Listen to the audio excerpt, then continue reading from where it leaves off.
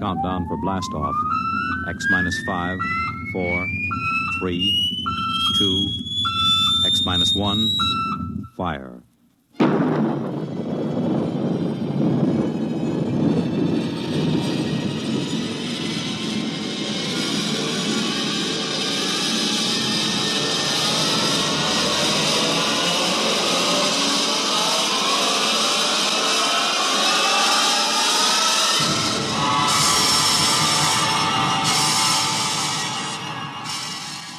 From the far horizons of the unknown come transcribed tales of new dimensions in time and space. These are stories of the future, adventures in which you'll live in a million could-be years on 1,000 maybe worlds. The National Broadcasting Company, in cooperation with Street and Smith, publishers of astounding science fiction, presents X minus 1.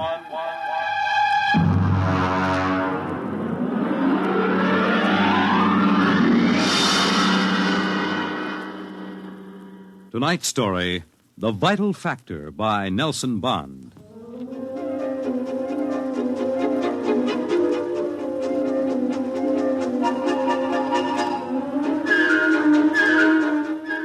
I doubt that anywhere on Earth there's a man or woman or a child who doesn't know the name Wayne Crowder. I doubt whether there's a human being who hasn't at one time or another used one of the Crowder products. The can opener or the razor blade or the patented tooth powder dispenser or the Crowder improved slideless fastener.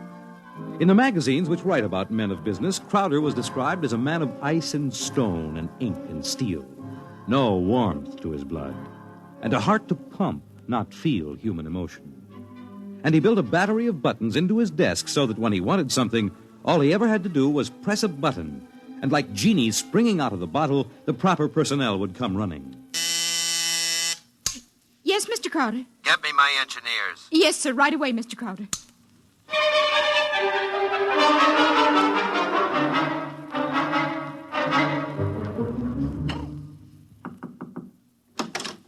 Here are your engineers, sir. All right, close the door and get out. Now, gentlemen, sit down. Gentlemen, I want you to build me a spaceship. A spaceship, sir? That's right. I've decided that I am going to be the man who gives space flight to mankind. Any questions? Sir, we can design such a ship. That part isn't too hard. Yes? But we've no way of providing the motor to power such a ship. When the ship's ready to fly, there'll be a motor. Sir, I don't like to contradict you, but you can't go ahead of the total technology of a historical period. It's like asking somebody in 1600 to build the internal combustion engine. You see, scientists have been searching for a motive power for spaceships for decades now without success. You'll have a ship, but we can't lift that ship from the Earth's surface. That is, not to the point of free flight at any rate. Mr. Crowder, you see you'll be spending millions of dollars, hundreds of millions perhaps, for nothing. What's your name? Phillips, sir. You're fired. Go down to the cashier and draw your pay and get out. What, sir? Get out. Nobody who works for me thinks of how much something costs. What? We use money. We don't let expense provide a rationalization for not beginning a project. All right, Phillips. I give you permission to leave. Right now.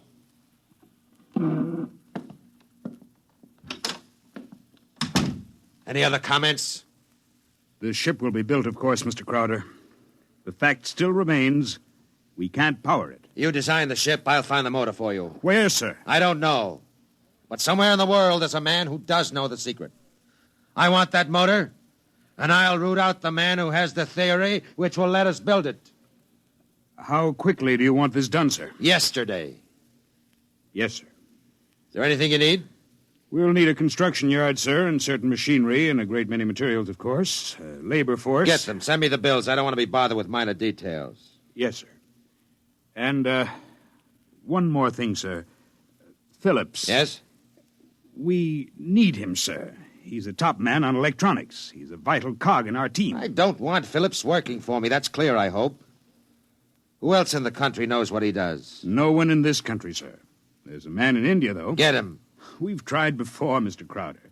He's working on an important project in his country. I'm not concerned with details. Get that man, pay him what he wants, but get him. Sir, you don't understand. If this man quits his job, that whole project will collapse. It means the welfare of many people, millions of people in his country. He has a high sense of patriotism. Buy that sense of patriotism. That's all. I don't want to see any of you again until you have a report of work in progress. Yes, sir.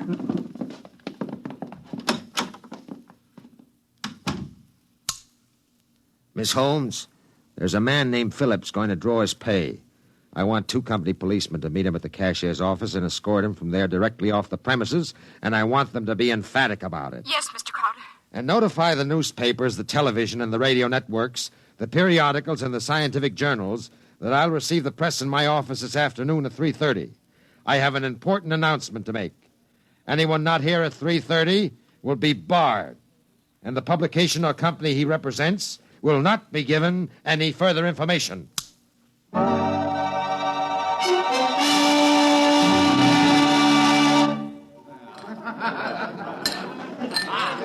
Gentlemen, you can finish your drinks later.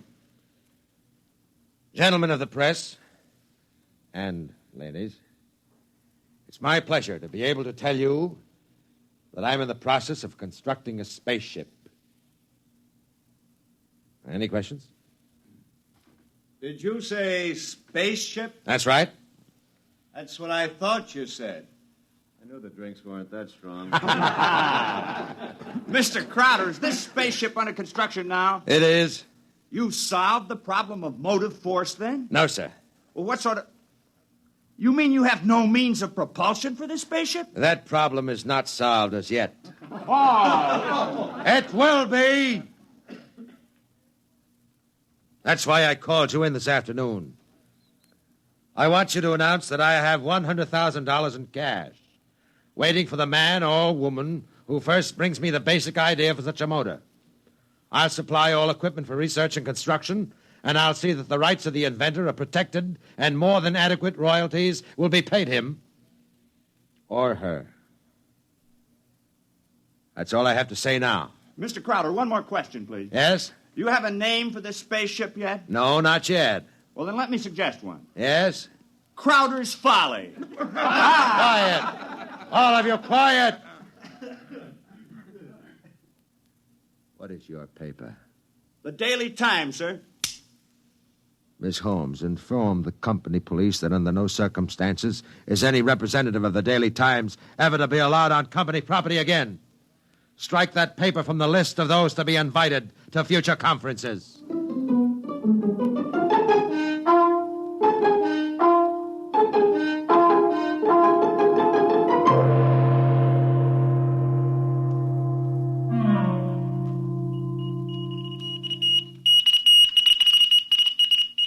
It was Crowder's Folly, but the word of what he wanted circulated to the far corners of the globe. It was known in the white ice block huts of the Eskimos and in the grass-thatched villages of Central Africa, as well as places less remote. And the Crowder office became the Mecca and the heaven for the lunatic fringe of humanity. Their blueprints and scale models clogged its corridors. I told you I don't want these people in my office till they're screened. Now get out, get out! Every time I open that door, they surge in like a tidal wave. I have a progress report for you, sir. The ship is finished as far as we can go, Mr. Crowder. Certain additional construction can't be done now because it depends on the shape and mass of the engine, on the type of fuel, on the weight of that fuel. I see, all right. Lay off everybody we don't need. I've ordered that. Mr. Crowder, is it possible that no one will turn up with a motor? That's the one thing that's not possible. He will come. Money and determination will buy anything. Close the door on your way out. Yes, sir. Miss Holmes, order the proper department to put a name on the forward end of the ship. I want letters in pure gold 1 foot high. The name of the ship is Crowder's Folly. Get it done today.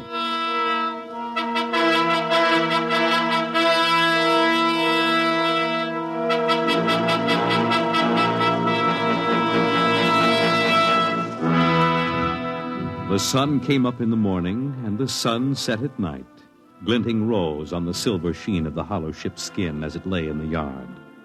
The golden letters on the prow spelled out the fury of Crowder for the world to see.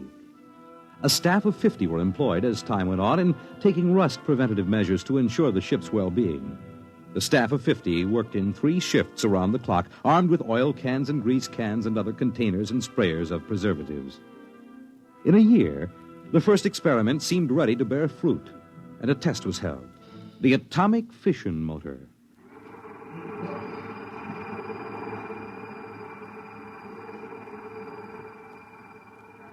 In exactly 45 seconds now, we'll hold the test, Mr. Crowder.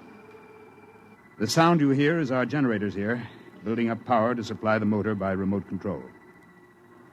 If this needle goes round to the part of the dial marked in red, there'll be an explosion. Are there any questions, sir? Proceed with the tests.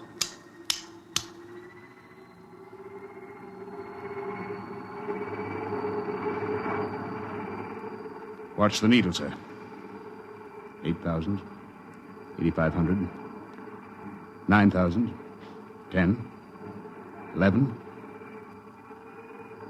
12, 15.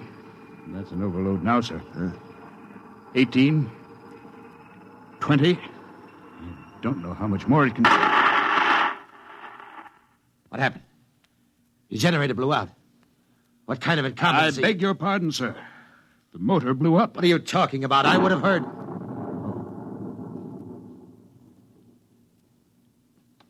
You see, sir, it takes a while for the vibrations of an explosion to travel 3 miles and then reach through 15 feet of concrete. I see. Well, there are other experiments in progress. Let me know when they're ready for testing. Yes, sir. Mr. Crowder, the inventor of that motor had to be right with it, of course, during the tests. He had a family. The fool knew what he was doing. He understood the danger. He was paid enough to be able to afford insurance. The cost of insurance on such a project was prohibitive, sir. Well, if his wife was thrifty, she saved out of what he earned this last year. His salary was relatively small, sir.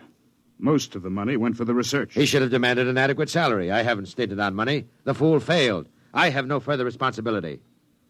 Yes, sir. You want us to continue screening applicants? Of course. All right. Make a settlement on the widow. And don't turn anyone away if he seems to have the remotest possibility of success.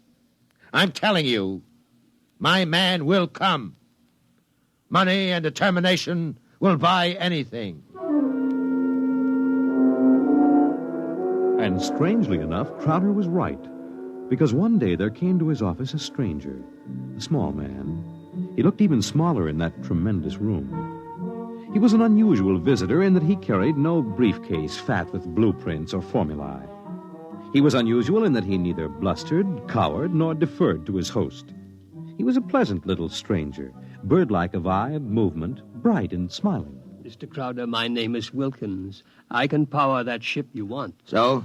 Of course, what I have in mind won't be anything like that meaningless, huge bullet your engineers built for you.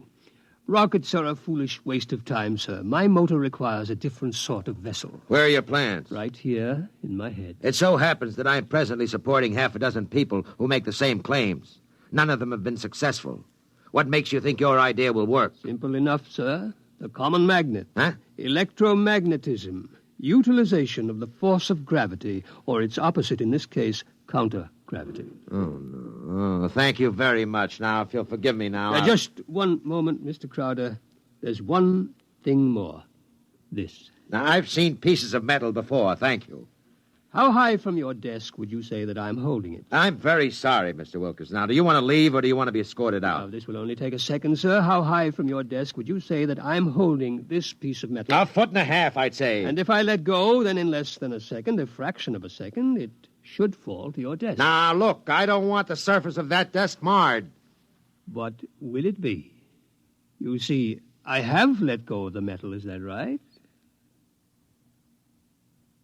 Good Lord.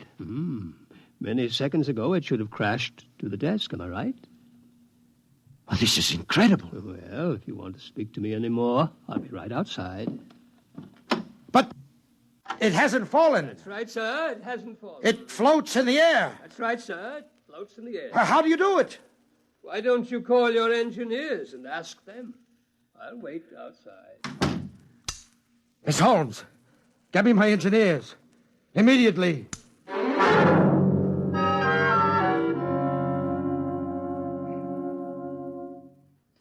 All right, Mr. Wilkins, you're quite right. The piece of metal is apparently counter-gravity, and my engineers can give me no explanation. Thank you, sir. Now, what do you want? For my services? Yes. You've already set the price.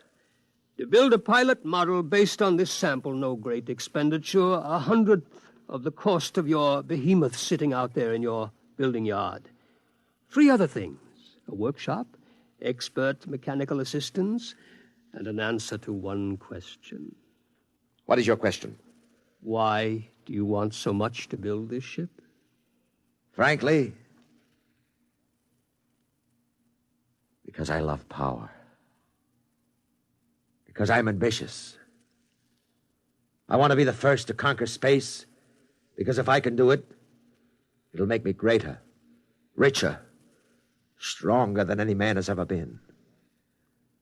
I want to be the master, not only of one world, but of worlds. That's an honest answer. But is it the only one? You see those letters in gold on the prow of my ship? Crowder's Folly, that's what they named it. That's what they think of me.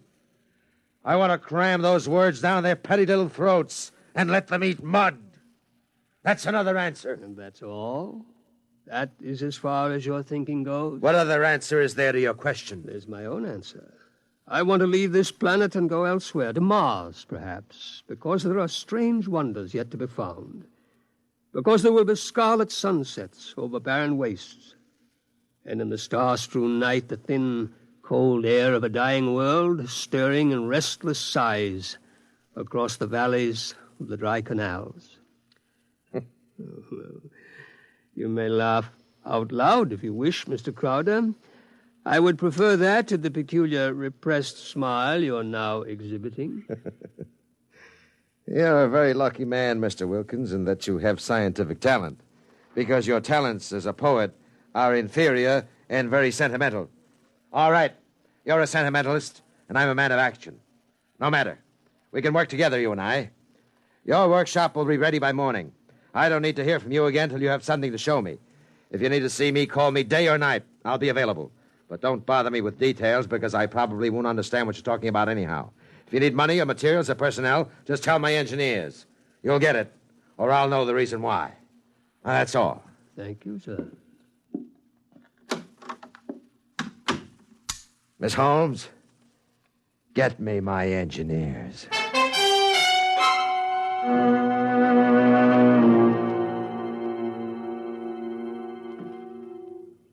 Yes, Mr. Crowder? We have 50 men working on preserving that useless hulk out there in the construction yards. Lay them off. The ship will deteriorate if we do that, sir. Let it rot. Lay them off. Yes, sir. How many other employees are still working for us on the project? About 3,000, sir, including the people working on experimental motors. Get rid of them. Sir? Get rid of them. Mr. Crowder, I never thought you'd drop this project. You were so adamant I'm not dropping anything but deadwood. You saw what Wilkins had to offer. He's my man. And the rest is junk and nonsense. Mr. Crowder, he might fail. We ought to have a minimum of protection against... I say he won't fail. I know the goods when I see it. The rest is nonsense. Several of the experimenters were making much greater progress than I thought was possible. There are great opportunities there. I'm not interested. Not only in the field of spaceships, sir. One man has a motor no bigger than a football, which will drive an automobile 24 hours on 4 cents worth of fuel. It's almost finished, sir. Not interested. It will be of great benefit to mankind, sir. Your name will go down... My name will go down in history for this spaceship. The profits in such a motor, sir. I have more money now than I even know how to count. And when I make my space flight, I'll have more than that. Yes, sir. You just lay everybody off that isn't needed. Give them 2 weeks' pay and my thanks for a thankless job well done. And that's all. Yes, sir. I'll get it done, sir. Oh, one more thing. There's no need to let the folly rot. Dismantle it. Sell the basic materials we don't need. Salvage whatever will be useful to us. That's all. A year's work. Yes. In 10 years or 20 years, then I do the same thing. That's why you're an engineer and I'm an executive. That's why you work for me. Because when I have to, I can be ruthless with my own mistakes. When a thing has lost its usefulness to me, I get rid of it. Well? I was just thinking, Mr. Crowder, what would happen to me if my usefulness to you were over? I've worked for you 20 years now. Just don't give me any occasion to consider your usefulness terminated. That oughtn't to be too hard. What? Nothing, sir. I'll make the arrangements at once.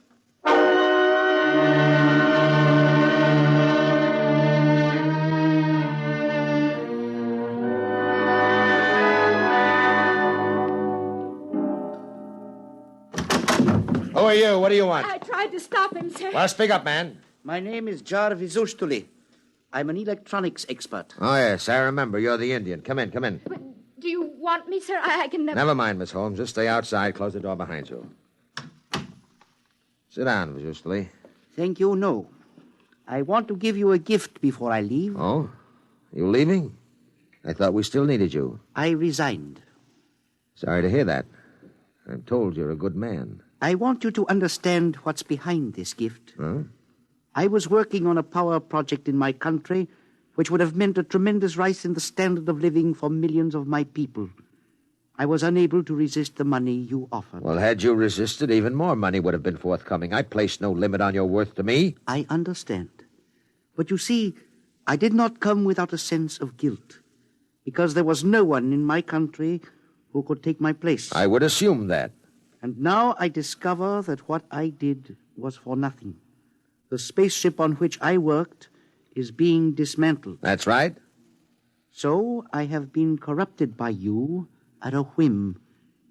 I think you have too much power, sir. I think you use your power for evil, selfish purposes. Selfish, yes. Evil, no. Only sentimentality is evil. I think otherwise. And so, in order that you shall not corrupt anyone else, I have this gift for you. Here you are, sir. And just one more shot for good measure to make sure you're really dead. Good.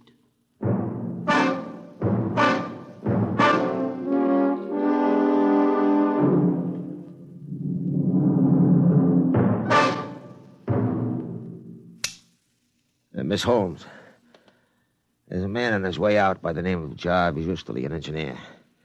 He's not to be molested. He probably won't stop at the cashier, so I want a check for 6 months' salary in advance mailed to his home address. The man showed a certain quality of ruthlessness which is deserving of recognition. Oh, and have the chief of the company police bring me a new bulletproof vest. This one seems to have been dented in a couple of places.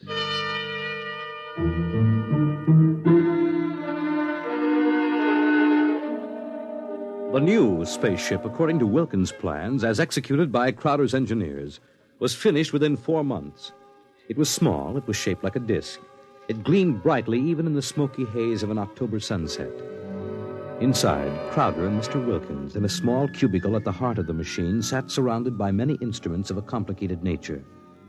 Outside, huge crowds gathered to witness the test. They stirred and murmured, waiting restlessly, as inside the control room of the craft, Wilkins installed the final secret part he had not revealed to those who built his driving apparatus.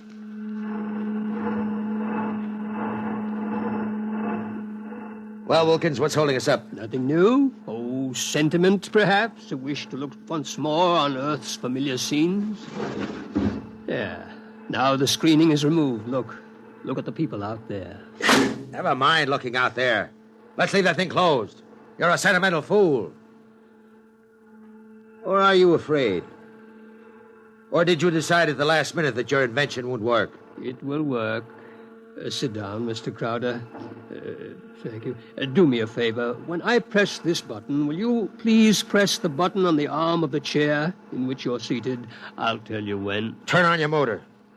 I want to hear its roar and feel its tug as we cut loose from Earth's gravity and fly outward into space.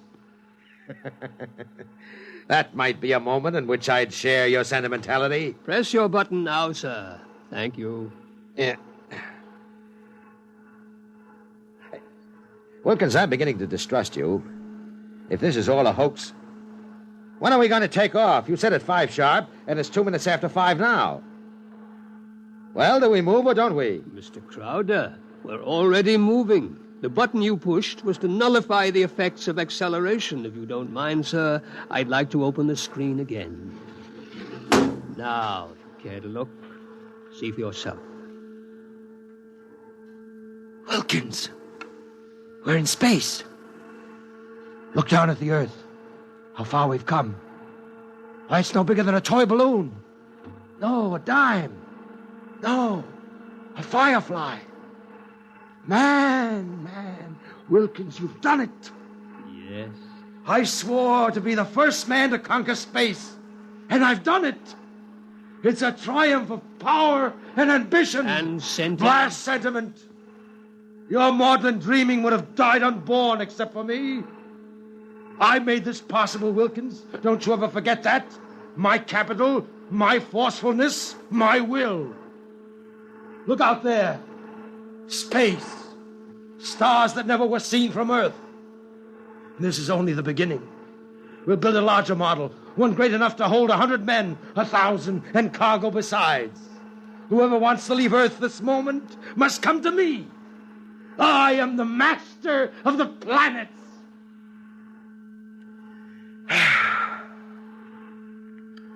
All right, Wilkins. Turn back now. No. Huh? I said turn back. No. Well, we've proved the ship can fly now. Now turn back. I want to start work at once in preparation for the long flights to come. Not so. We will go on. What are you doing, defying me? I'll break your puny little body into pieces. Can you control this ship, Mr. Crowder? Would you like to be stranded out here in space, just adrift in space without control? Would you like that? Turn back. No. What's the matter with you? Are you out of your mind? Oh, I am a sentimentalist, Mr. Crowder. Your money and ambition paved the way, that's true, but sentiment was the vital factor that sent me to you. Sentiment, sir. You see, Mr. Crowder, I wanted to go home. Home? Home? You are out of your mind. You will forgive me if I remove these primitive clothes? Who are you? Oh, it's all right, Mr. Crowder. I hold no special malice toward you. There's no need to be so terrified because you've had your first close look at a Martian.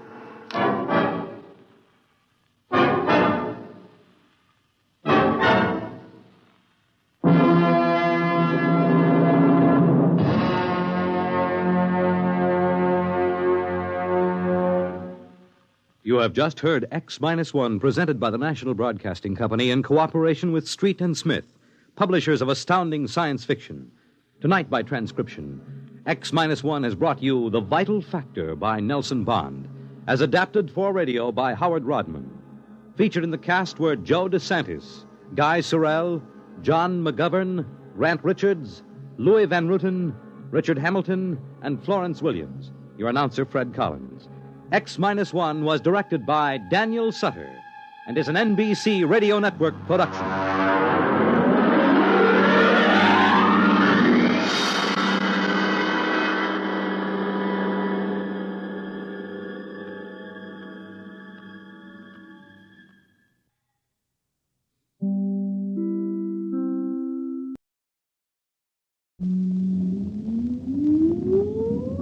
Countdown for blast off.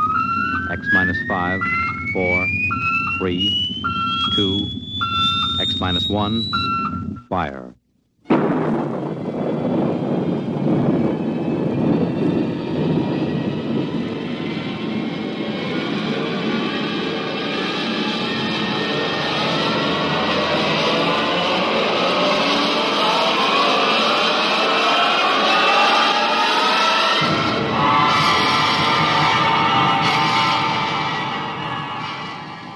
From the far horizons of the unknown come transcribed tales of new dimensions in time and space. These are stories of the future, adventures in which you'll live in 1,000,000 could-be years on 1,000 maybe worlds. The National Broadcasting Company, in cooperation with Street and Smith, publishers of astounding science fiction, presents X. minus 1.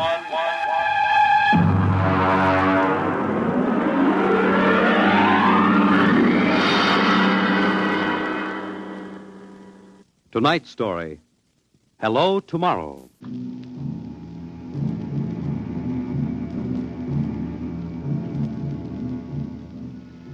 After the third atomic war, when the Earth was a mass of red radioactive dust, a handful of men and women went deep underground in the struggle for survival.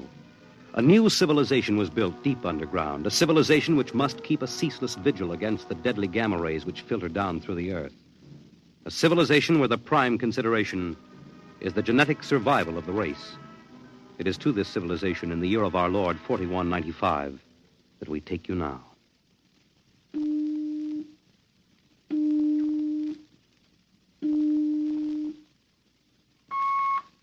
Professor Lois Burton? Yes. I have a call from the Director of Emotional Stability for the Third Oblong. Go ahead, sir. Hello, darling. Hello, dear. How is the Director of Emotional Stability?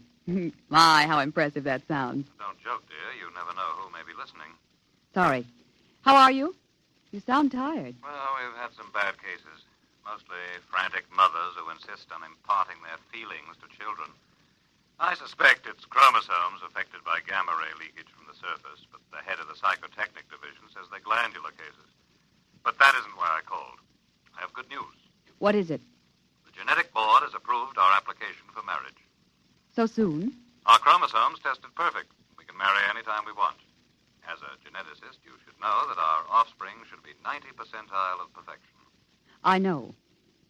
What's the matter? You are happy about it, aren't you? Of course. Terribly happy. I'm coming right over to the lab. You'll have to give me some time. What's the trouble? No trouble. You know that genetic survey I've been working on? What about it? Well, I've finally gotten permission to study an actual living case, a specimen of imperfect genetic transmission. Really? They're bringing him, or it, up from the condemned cages on the lower level. You will be careful. There's nothing to be afraid of. The specimen is XJ12. It's been studied before many times and is quite well trained. Oh, there's my door signal. I'll have to hang up, darling. See you later. Yes? Professor Burton? Yes. I'm from the Phylogenic Institute. Oh, you brought my specimen? May I come in? By all means.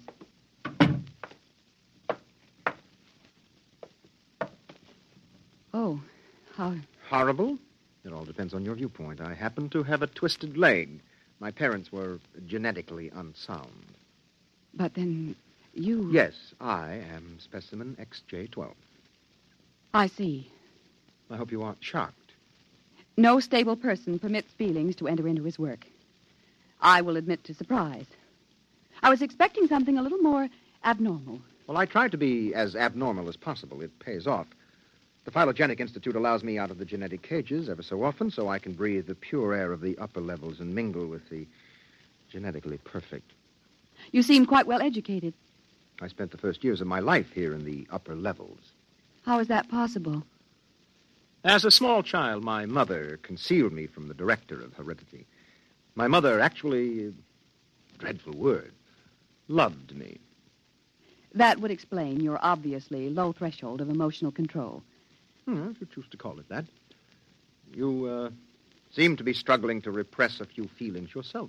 We will confine ourselves to the impersonal aspects of our work. As you please. I shall require you as a demonstration for a lecture I'm delivering to one of my classes tomorrow. At your service. Sit here, please. Grip these electrodes tightly. I'm going to calibrate your electrochemical tension. I'm quite familiar with the procedure. I realize that as an imperfect, I am expendable, but I should hate to be electrocuted. The charge is not lethal. Plus 15 surface tension. You know, you have beautiful hair. Plus 12 at a depth of 4 centimeters. My hair meets minimal requirements for the genetic code. And lovely blue eyes. Crystal clear. Plus 10 at 7 centimeters. Pretty. A perfect woman. Lovely expressive hands. And a heart of stone. Like all the rest of you, imperfect survival type. Shut up. Oh, could it be you do have feelings? I seem to sense an air of emotional tension. It's nothing, dear. This is the specimen. You, specimen. Tell this dolt who I am, Lois. This is the Director of Emotional Stability for the Third Oblong. You will address him as Mr. Director. Mr. Director. This creature seems quite impertinent. He's only a specimen, darling. Well, use him and ship him back to the cages. He's probably radioactive.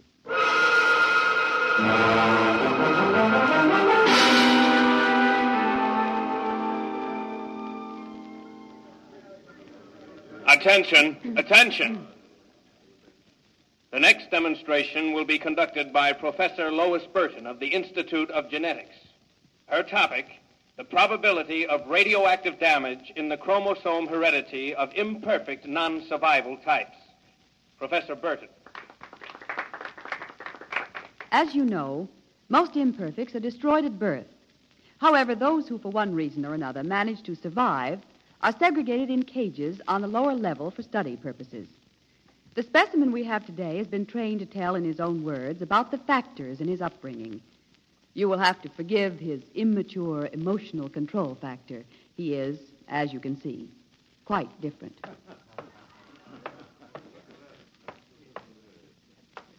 Specimen XJ12. You will proceed, please. Thank you. My mother was a psychotechnician in the Fifth Oblong. My father was an historian specializing in the records of pre-atomic surface culture. In the earthquake of 2170, apparently some hard radiation filtered down through the tunnels and penetrated the Fifth Oblong. The effect on my hereditary factors is quite apparent in this twisted leg. My father taught me in the last days before he was executed that every human personality is born with certain inalienable natural rights. The rights to have feelings, the right to mature, and above all, the right to be different from every other living organism. Because it cannot be otherwise, I submit to you, distinguished students, that the attempt by this society to abridge these rights is a violation of nature. I submit that the imperfects, the mutants, those who are different, have as much right to exist and be free as you. And I say, break open the cages. Stop him! Give us back the right to be individuals. Stop him! Ah! Perhaps that will teach you. Professor Burton, take this specimen back to your laboratory and confine him.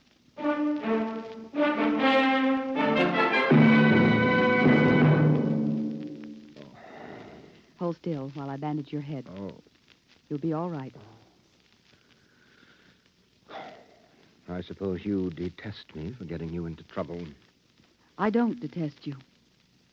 What? I don't know why, but as you spoke, something began to stir in me. Tell me what you feel. If I moved you, then I must have moved the others, some of them at least. For some reason, I took pride in what you were doing, seeing you stand up against them. Why do you look at me like that? I can't help it. I wish you wouldn't. You're only an imperfect, you know. Please. My name is Oren. Please. Say it. Oren. Oren. Again. Oren. Lois. Oren. Lois. Lois. How touching. Walter. I've been listening for some time.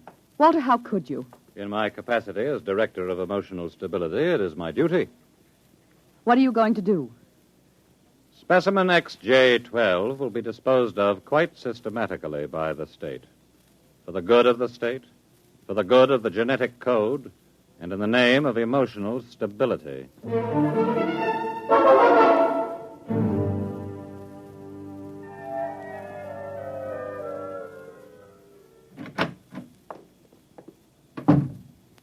Walter, I have to talk to you. Go right ahead. Walter, you mustn't destroy him. The specimen? Why not? He's emotionally unstable. You have to expect irrational behavior. Aren't you forgetting something, my dear? That you were responding in much the same manner? Or had you forgotten? You see, I'm having him liquidated for your sake. He has an upsetting effect on you. Then send him back to the cages. But don't kill him. You speak of destroying an inferior creature as if it was something unethical. Walter, please, for my sake. I understand that you have entered a plea for postponement of marriage at the Records Bureau. Yes. I was too upset to go through with it. It came as a great disappointment to me. I'm sorry. I was hoping that, linked to a stable personality such as mine, you might settle down.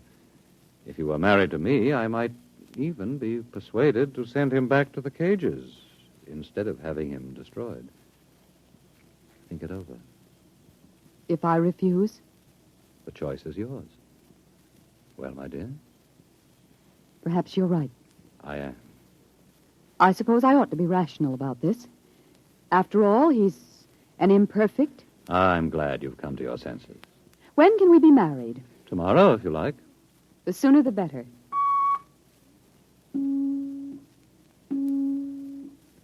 Let me talk to the custodian, please. Hello. This is the Director of Emotional Stability for the Third Oblong. I would like you to cancel the execution of specimen XJ-12. Turn him over to be remanded permanently to the genetic cages. You'd better go. I'll pick you up in, say, an hour, and we'll make plans. All right? Yes. Yes, of course.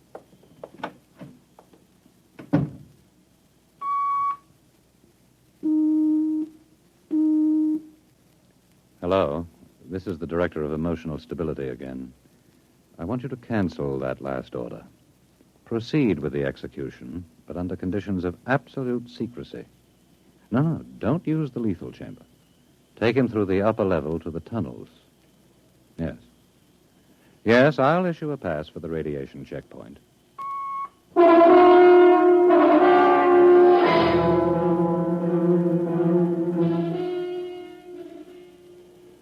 Into the elevator. Very well. Why are we going toward the surface? The cages are on the lower levels. Radiation check. I've never done that before. New procedure.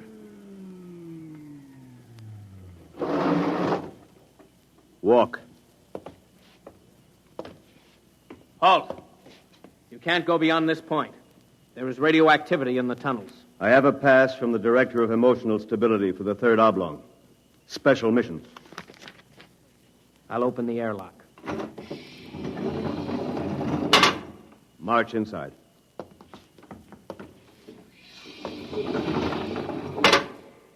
Turn around.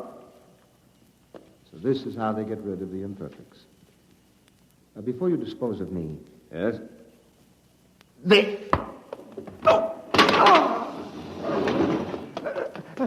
Help! Security! Security! What is it? What's happened? The prisoner struck me. He escaped into the tunnels. He won't last long. Can you go after him? I could send a robot, but it isn't worth the trouble. There's no way back from the tunnels except through here. The only other direction he can go is toward the surface. And the closer he gets, the hotter the radiation. Now, I think you can consider your prisoner officially dead.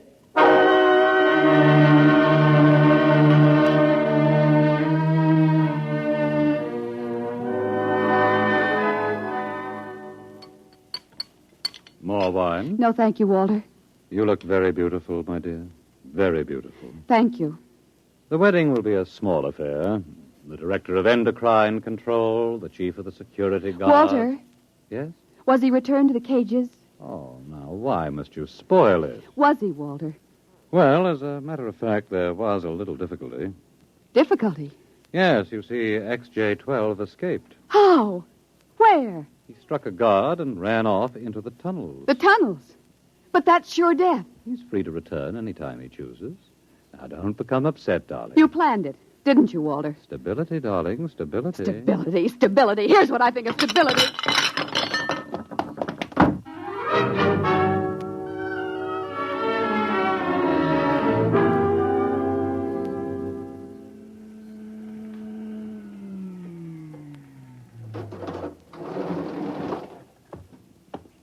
Halt. State your business. I'm Professor Burton of the Genetic Institute. You can't go into the tunnels, Professor. You'll have to let me by. I'm the fiancée of the Director of Emotional Stability. Oh, I suppose you're after the one who escaped? Yes. He's quite dangerous, I understand. I'm well armed. Wouldn't it be better to send a robot? I'm quite capable of handling him. He was my subject. All right, miss. It's your risk.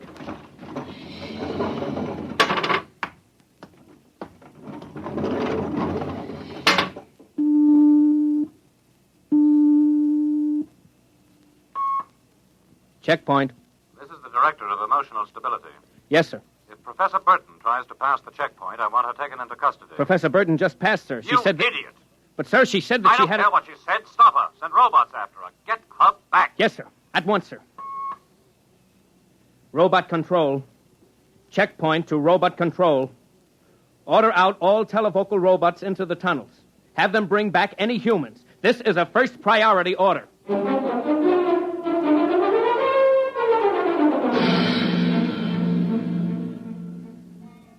Oren! Oren!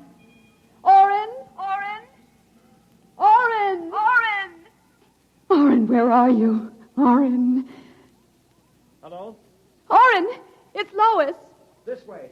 Behind the rocks. Over here. Oh, darling, darling. Lois. Lois, why did you come here? It's suicide. I had to. Oh, darling, are you all right? So far. You've got to turn back. Give yourself up. They'll kill You me. can't stay here. The radiation is +4 at this point. It gets worse as you approach the surface. Lois, darling, go back. What will you do? I'm going ahead. But you can't. I can. I'm going to the surface. It's certain death. Not even the robots can survive it. Well, at least I'll be the first human in 1,100 years to see what the surface of the Earth looks like. Come back with me. No, Lois. Then I'm going with you. Lois. Don't try to stop me, darling. There's nothing to go back to now. Nothing but Walter and emotional stability. You really want to come with me? Yes. You know what it means. I don't care. My mother used to believe there was a life after death. A place called heaven. We'll believe it, too. Oh, no, Lois, I can't let you go. Oren, I love you. See, I know how to say it now. Say it again. Oren, I love you. What is that? It sounds like... Oren, it's a robot patrol. They're looking for us. All right, come on. This way.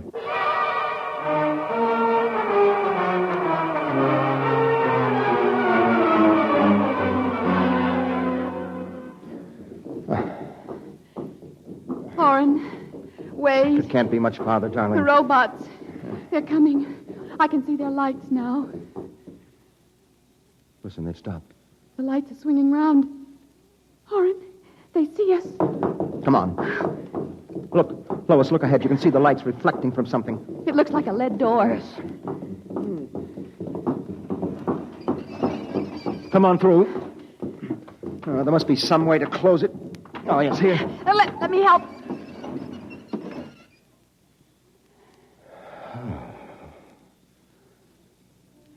Well, they won't get through that. It's solid lead.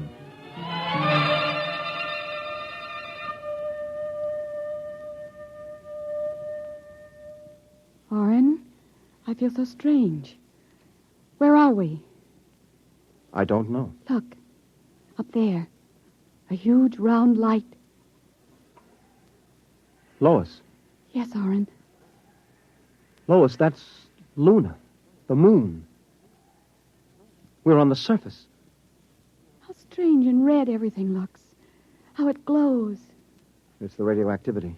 Quiet and peaceful. And deadly. Oh, hush, darling, hush. Sit here and rest a while. Put your arm around me. Yes. Oren, I'm afraid. Oren, we're going to die. Don't think about that. Just think about us. Alone. The first humans to stand on the surface of Earth in 1,100 years. That door must have been placed there by the last handful of survivors who went underground after the atomic wars. And those other lights, the small ones, they must be stars. Oren, I'm so tired. Go to sleep, darling. Put your head on my shoulder and sleep. Hold me, Oren. Hold me very close.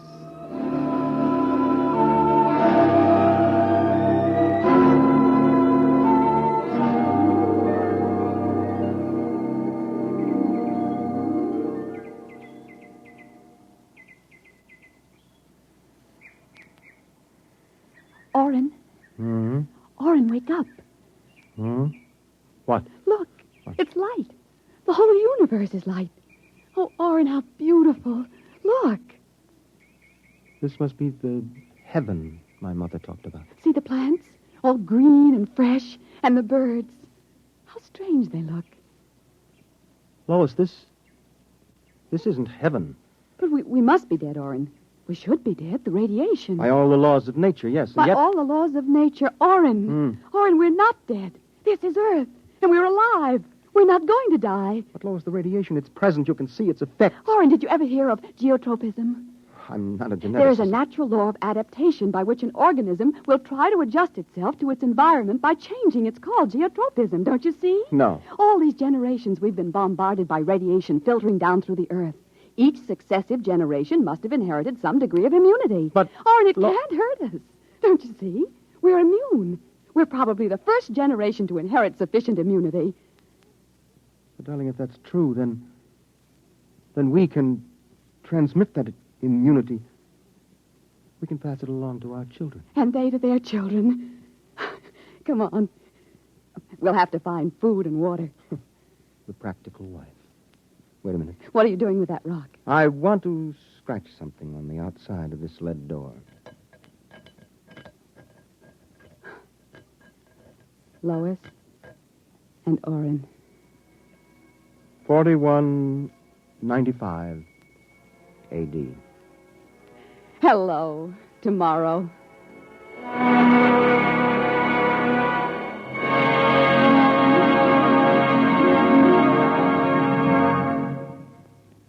You have just heard X-1, presented by the National Broadcasting Company in cooperation with Street and Smith, publishers of astounding science fiction.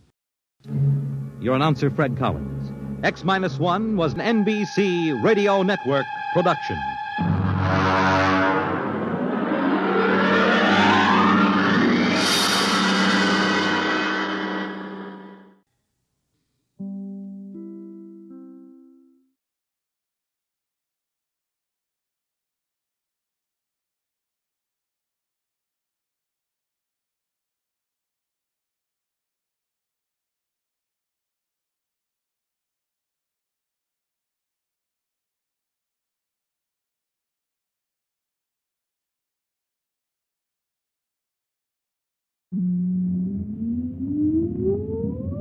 Countdown for blast off. X-5, 4, 3, 2, X-1, fire.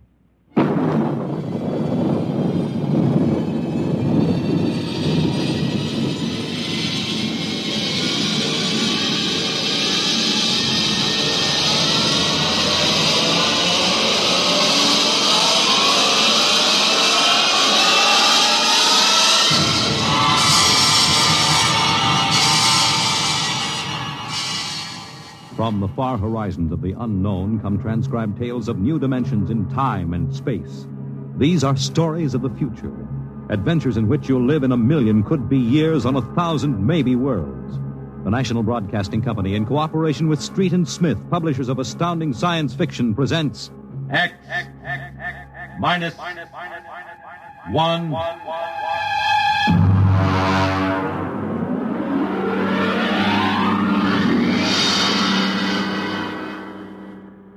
Tonight's story, Child's Play by William Tenn.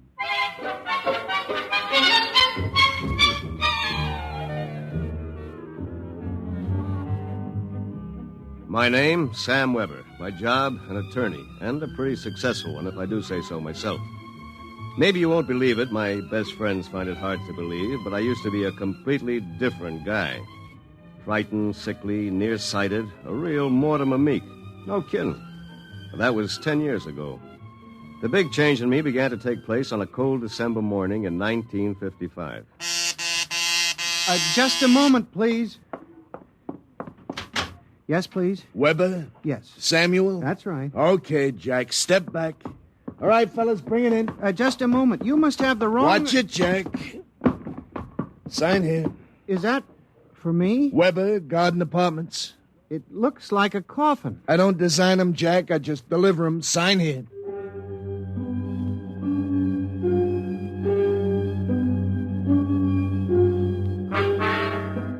After much straining, I wasn't in very good physical shape those days.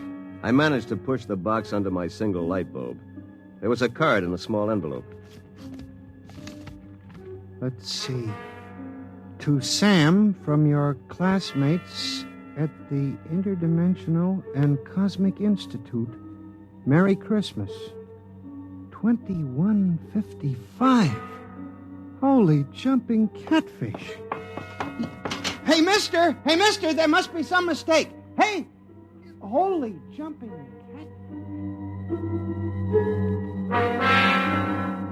They were gone. And I didn't even know which delivery company it was.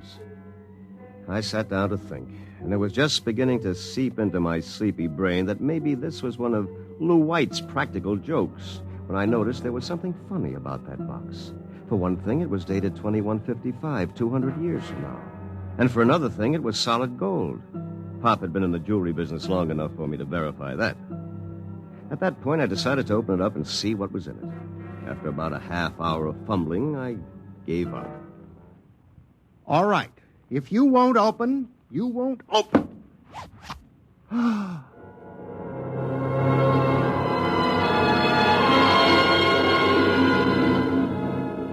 No sooner had I said the word open than it came apart like the skin off a banana. There inside was something resembling a high-powered kid's chemical set. Vials, jars, tubes, wires. You never saw so much scientific-looking junk in your life. And on top of it all was a book of instructions printed in mad green streaks. I opened the cover and read page 1.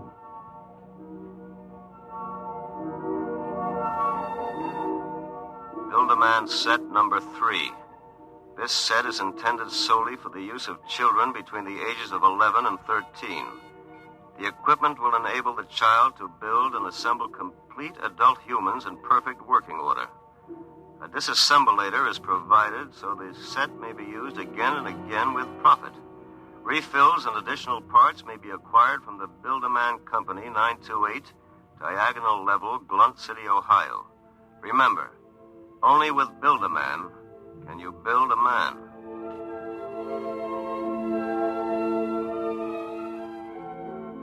When I arrived at work that morning, an hour late, my brain was still reeling with the stuff I'd read in the instruction book. By the time I'd reached the office, I decided it had been a bad dream and it would be over by nightfall. Somerset and Ojak, attorneys at law. Just a moment. I'll connect you with Mr. Ojak. Oh, good morning, Mr. Weber. Good in your honor. I mean, good morning. I've got to get my mind off that book. Only with Build-A-Man can you build a man. It must have been a dream. Probably go home tonight and find the place empty.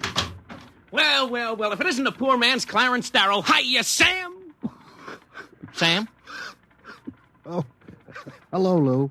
I come as bearer of sad tidings. You don't look very sad. Boss wants to see you laughing, boy. What about? Well, how should I know? Oh, and by the way, Sam, you'll be happy to know that I've just been promoted. I'm handling all the criminal stuff from now on. Congratulations. Of course, you know what this means for Tina and me, don't you, Sammy? Ah, cheer up, son. Tina's not for you anyway. Some got it, some don't. Me, I'm loaded. You? Ha! Nothing. So long, laughing boy.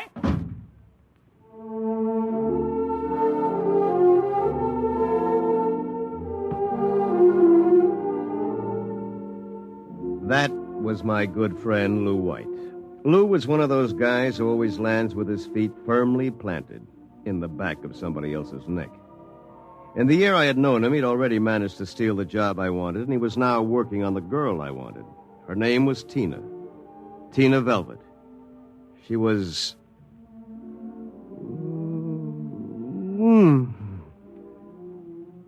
Good morning, Sam. Oh, good morning, Tina. My, you look... Yes?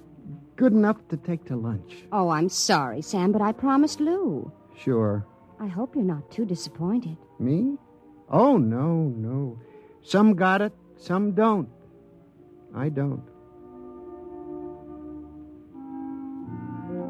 Theoretically, Tina was employed by Somerset and Ojak as combination secretary and switchboard operator for Lou and me. I guess she wasn't what you'd call really smart, but she always managed to look like a pin-up girl caught with her clothes on, if you know what I mean. Well, that was Tina. I tried to steady my blood pressure as I walked into the boss's office. You sent for me, Mr. Ojak? Oh, yes. Sit down, Weber. Sit down. Thank you, Mr. Ojak. My boy, in this business, you've got to be aggressive. You've got to go out and create new clients. I don't mean ambulance chasing or anything like that, but you've got to show some zip. Yes, sir. Well, get in there and punch, Weber. I want to see a change in you in the next few months. As a matter of fact, you'd better.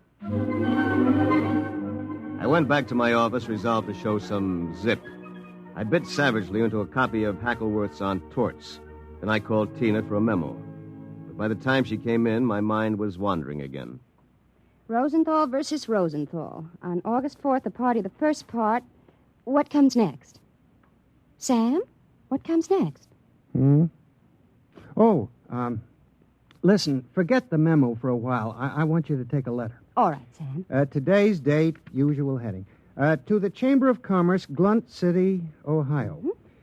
Gentlemen, would you inform me if you have registered a street or avenue known as Diagonal Level or Avenue? I write on behalf of a new client of mine. Oh, Sam, he was a new client. I wondered about it, but he looked so strange and sinister. What did he look like?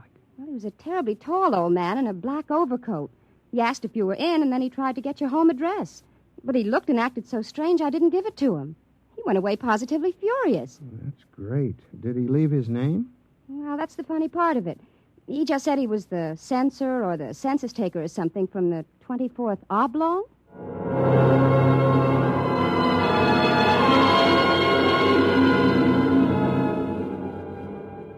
I left the office early and went home.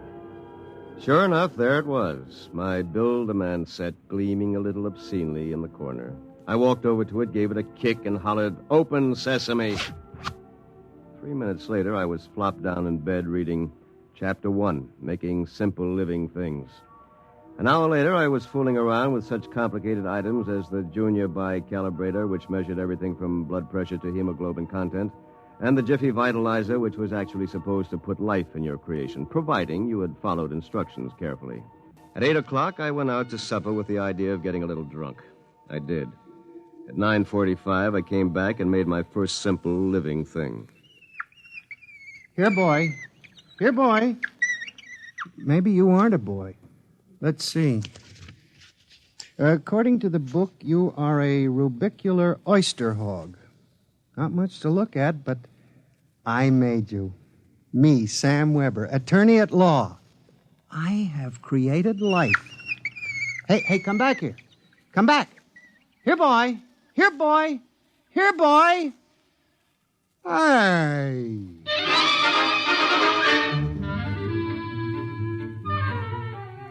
It was no use. My rubicular oyster hog, which was a cross between a field mouse and an oyster, had run out under the door and into the world. Next morning in the office, I turned to Chapter 2, Duplicating Babies and Small Humans. Assemble your mannequin, setting all molds to the indicated calibrations. To disassemble a model, use the disassemblator provided with the set. If you cannot destroy your creation, the law requires you to call the census keeper for your oblong. Good morning, Sam. Here's that memo on Rosenthal versus Rosenthal. Also a letter for you. Shall I read it? Please. Dear Mr. Weber, there is no firm at Blunt City bearing the name of Build-A-Man, nor do we have any thoroughfare called Diagonal. Sincerely yours, Thomas Plantagenet, Mayor. Well, that's that. Oh, by the way, your client was here again this morning, the ghoulish one. What'd you tell him? I said you'd be in later. Thanks. Will that be all, Sam? Yes. No. Are you doing anything New Year's Eve? Sam, I'm disappointed in you. What did I do? You haven't even noticed. Noticed what? The ring, silly. Third finger, left hand. What? Lou gave it to me. Well, Lou has plenty of zip. I'm sure you'll be very happy zipping around with each other. Oh, Sam. What's the matter? I don't know. I'm so confused. Hey, listen, what's going on in here? Tina just told me the good news about your engagement. She's crying with happiness. Is that right, honey?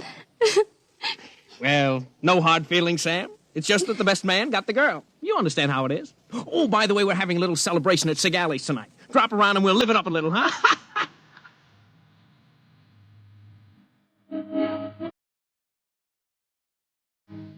I went home feeling like a man who had been stuffed into a washing machine with the dial set at rinse dry. I was a failure. My job was a bust. My girl was going to marry a football player. I'd been playing God with a chemistry set from some crazy futuristic world. And the bill collectors were hot on my heels. Why not? Think of it. A Sam Weber without all the psychological problems you've got. A dynamic, uninhibited Sam who could win a girl like Tina by sheer magnetism. Then, when it was all over, we just take the old disassemblator and presto. And I can do it, too.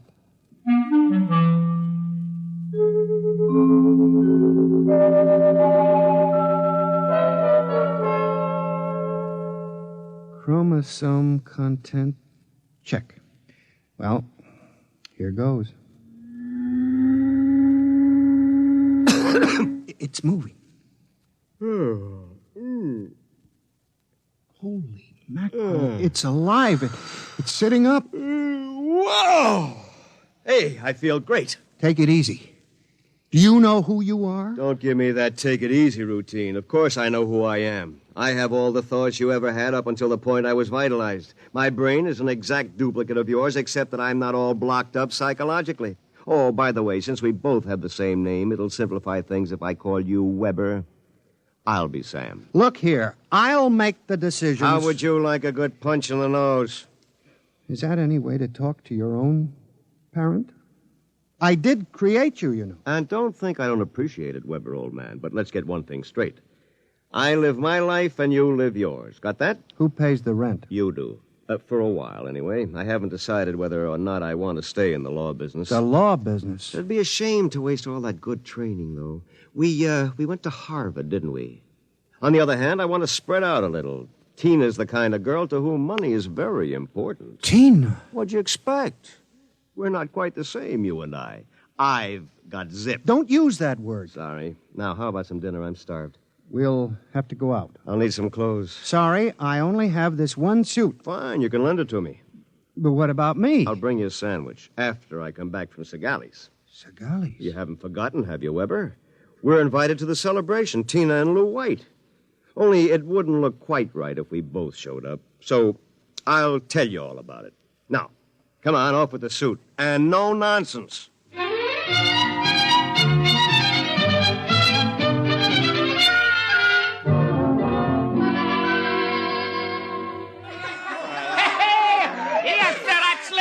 Folks. Yahoo! Hey, have another drink, Mr. Ojack. Come on. Thank you, Lou. Is everybody happy? Oh, Tina, honey, you having yourself a little old time? Well. The happy couple. Sam. Good evening, cats. Everybody's lit up like a Christmas tree, huh? Well, I'll be... Sam, are you in the bag? Never touch the stuff, Lou, my boy. Never touch it. Hey, what's gotten into you, Weber? You seem different somehow. Well, I'll tell you. Ever since I had that talk with Mr. Ojack about myself... Oh, you remember, don't you, Mr. Ojack? Why, yes. You made me realize, Mr. Ojack, that I had a whole reservoir of untapped zip. And that's all it took, just like that. I'm a changed man. I don't believe it. It's an act. Why, you're nothing but a cream puff, and you always will be. Mr. Ojack, I think he owes me an apology for that. I should think so. All right, all-American boy, make with the apologies. Apologize? Why, for 2 cents I belch you... Folks, would you excuse Mr. White and myself for a few minutes? Coming, Mr. White. I'll be right back, honey.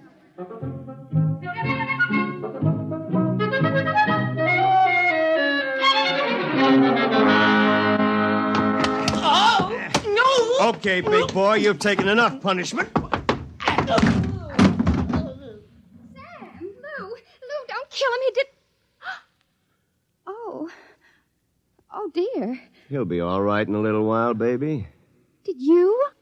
I mean... Oh, Sam. Tina. We really shouldn't be... kissing like this.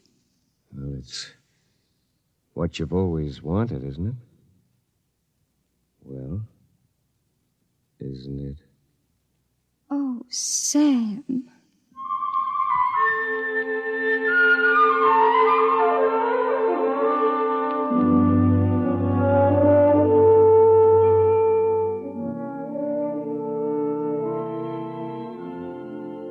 By this time, he's probably kissing her. And there's nothing you can do about it, Weber, old man. Nothing. Hey, wait a minute. Where's that book of instructions? To disassemble a Build-A-Man model, merely focus the ray of the disassemblator device and press lever X.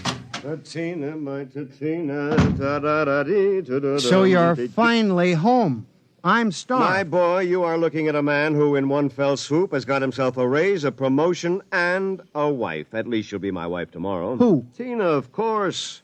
Who have we wanted so desperately all these years? I don't believe it. It's true. I had to put on quite a show, but all around it was a real success. Mr. Ojak was so impressed, he called me aside and said he was going to give me a crack at some criminal cases, and if I made the grade, who knows, I may even accept a partnership. And what happens to me? I suppose I sit in this room with no clothes for the rest of my life. Oh, you'll be well taken care of, Weber. You've got it all figured out, haven't you? That's about it. Only you neglected to consider one thing. Oh, what's that? This. Oh, come on, put that down. I'm going to melt you down like a Welsh rabbit. Weber, you can't do that. It's murder. It's like killing your own son. Take off my suit, you phony. You won't be needing it again. You're going through with it, huh? I am. All right. Then here's your jacket. Oh, my arm. Ah, now, you give me that thing. Give it to me. Oh. That's better. Now we'll fix this little item so it can't do any damage. You see, Weber, you don't have the guts to stand up against the man you might have been. What's that sound? Somebody's coming up the stairs. Listen. Take a peek through the keyhole, Weber. Holy jumping. It's him. Whom? He's burning it. He's burning a hole right through the door. Good evening, gentlemen. Who are you? I'm the census keeper for the 24th Oblong. You see, your Build-A-Man set was intended for one of the Weber children who's on a field trip in this Oblong 200 years from now. Because of an unfortunate time warp, the set was delivered here accidentally. You mean this set came here from 200 years from now? Precisely. Time, as with all things, is relative. We shall have to recover the set, of course, and adjust any discrepancies it has caused. Meanwhile, the problem is, which of you gentlemen is the original Sam Weber? I am. Listen. Liar. Difficulties. Why can't I ever have a simple case like the doublet conduplication? Now, look here, Mr. Census Keeper. The duplicate will obviously be less stable and more emotionally unbalanced. Certainly a man of your qualifications can decide which of us is the more valid member of society, which of us will conform more readily to the standards. Naturally. I observe that one of you is naked. That, of course... Wait a minute. And you seem to be trembling, whereas this gentleman seems quite calm. Hold it. You're making a mistake. I hardly think so. Stay away from me. Do not struggle. Help, please, you're... Mr. Weber. Yes? It would be better if you didn't watch. Of course. You understand, it's not the gift of the Build-A-Man set we're afraid of letting you have. It's the principle involved. You people just aren't ready to play God. You understand, of course? Perfectly.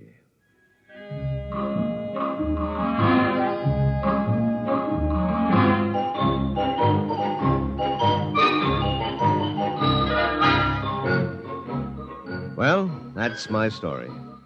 Within 10 seconds, the old Sam Weber had been completely dismantled and packed into the box. Tina and I were married, as you know, and I went on to become a full partner in the firm of Ojak, Somerset, and Weber.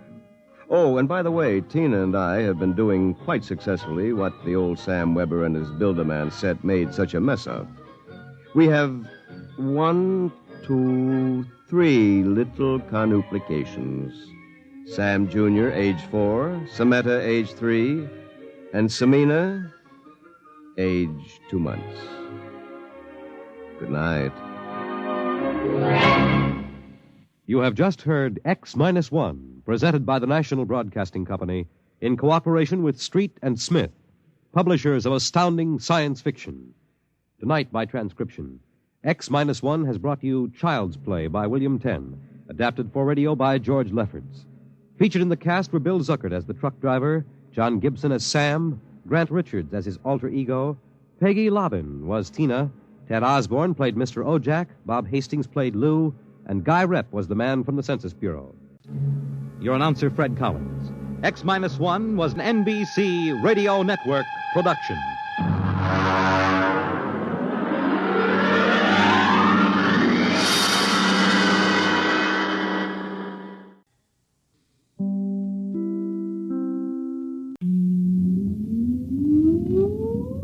Countdown for blast off. X-5, 4, 3, 2, X-1, fire.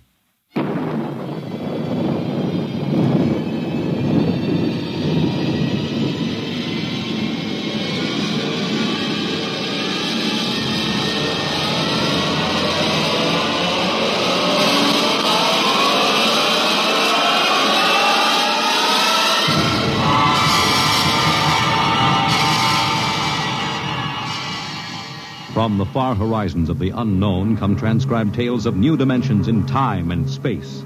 These are stories of the future, adventures in which you'll live in 1,000,000 could-be years on 1,000 maybe worlds. The National Broadcasting Company, in cooperation with Street and Smith, publishers of astounding science fiction, presents X-1.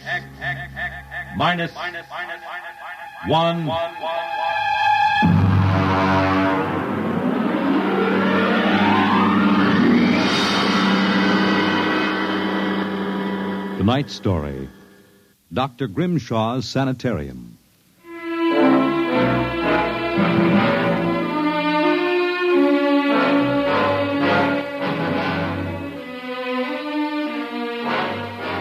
What you will hear in the next half hour represents either a magnificent hoax or the true explanation of the famous Grimshaw Sanitarium scandal which made the headlines back in 1947. The manuscript upon which this account is based was removed by the New York State Police from a fountain pen cover found in the doorway to Dr. Grimshaw's study. We offer this manuscript as evidence only. Whether it is authentic or not, you must judge for yourselves. My name is John Dougherty. I'm a graduate of Hamilton College, class of 34, a member of Theta Alpha. I'm one of those fools who wanted some excitement in life, so instead of going into my father's shoe business, I became a private detective. These are facts. You can check them if you like. The rest of what I write here is so fantastic that I don't expect it to be believed. If anyone should find this manuscript and read it, all I ask is that you notify Miss Millicent Armbruster of 299 Wallace Avenue, Buffalo, that Johnny Dougherty is dead. On the evening of July 1st, Miss Armbruster and I were driving to a wedding. Not our own, although I wish it had been. It was Sunday, and in order to avoid traffic, I took the Old Mill Road, a single-lane dirt affair that runs past the Gowanda Cemetery. Johnny, aren't you going too fast? Not for this road. There isn't a thing around except some tombstones and... Johnny, the gate to the cemetery. Well, what about it? That hearse, look out! Look out! We skidded for about 20 feet and slammed into the back of the hearse. The two rear doors buckled and snapped open. It was a freak. A huge oak coffin with brass handles tipped up and began slowly to slide back toward us. Oh, how horrible. You stay right here, baby. You okay, Mac? You don't pay much attention to speed limits, do you, Jack? Now, look, let's not get hung up on who was right and who was wrong. I was going too fast, and you were traveling without lights after dark. Let's see your driver's license. Right here. Oh. Private eye, eh? Now, if you don't mind, who does this joy wagon belong to? Gowanda Funeral Service. It's being rented to Grimshaw. Who? Grimshaw from the private sanitarium. Mind if I ask what you were doing after dark coming out of a cemetery with a wooden kimono? We're moving one of Grimshaw's patients to a new grave. They always travel like this? Look, Hawkshaw, how about skipping the 3rd degree and giving me a hand getting this box back in the wagon? A pleasure. Better screw on that cover again. It's going to slide off. Let's get it in the hearse first. Okay, Junior. You get on that end. Okay. You ready? Yeah, lift. Now, just slide it. Oh, brother, who's in there, King Kong? Look out for the cover. I told you that would happen. What's the guy's name, Junior? Oh, why don't you ask him, Sherlock Holmes? A real wise guy, huh? I've got half a mind to report this accident. Yeah, well, go ahead. See where it gets you. Now, if you'll pardon me, I'll deliver the body.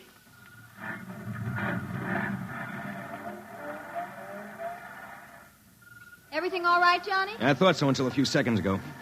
Listen, Millie, can you sit here in the car for another 5 minutes?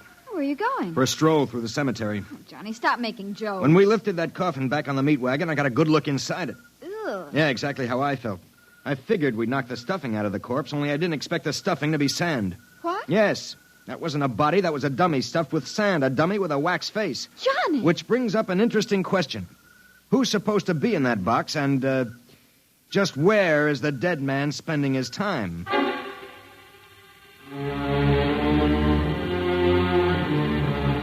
Sometimes in my business, when things drop off, you have to go out and, dig up new clients. My next case was a gentleman named Harlan Ward Sr., a wealthy automobile manufacturer. I'd gotten his name off his son's tombstone. Are you trying to tell me, Dorothy, that my son Harlan was never buried at Gowanna Cemetery? Exactly, Mr. Ward. But why? Maybe if you'll tell me the circumstances surrounding your son's death, I can help answer that. My son was a rather impetuous young man. Tall, good-looking. After his graduation from Princeton, he began drinking quite heavily. After he got into a couple of scrapes, we sent him to Dr. Grimshaw's sanitarium in the hopes that he could be cured. While my wife and I were in Europe, we received word that he died, buried at Gowanna in our absence. Last week, my wife and I decided to have his body removed to the family vault here at Short Hills. How'd your son die? Suicide. You never saw the body? No. We couldn't get back from Europe in time. Now you tell me that his coffin contains a dummy. How do I know this whole thing isn't a plan to fleece me? You don't. But you're a rich man, Mr. Ward, and you're perfectly willing to take a chance that I'm on the level and that your son may still be alive. You sound very sure of yourself, Mr. Dorsey. My fee is a $2,000 retainer plus expenses. What sort of expenses? However much it costs to take the cure at Dr. Grimshaw's sanitarium.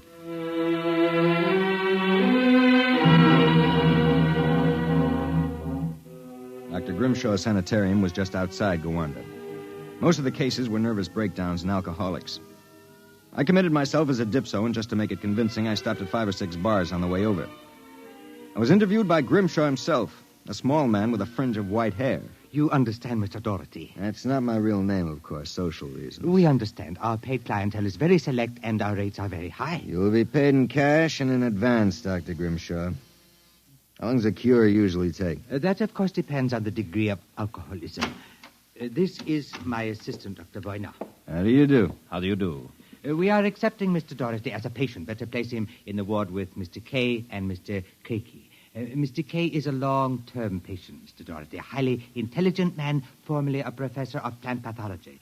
Mr. Keiki suffers mild delusions. I think you'll find him rather amusing.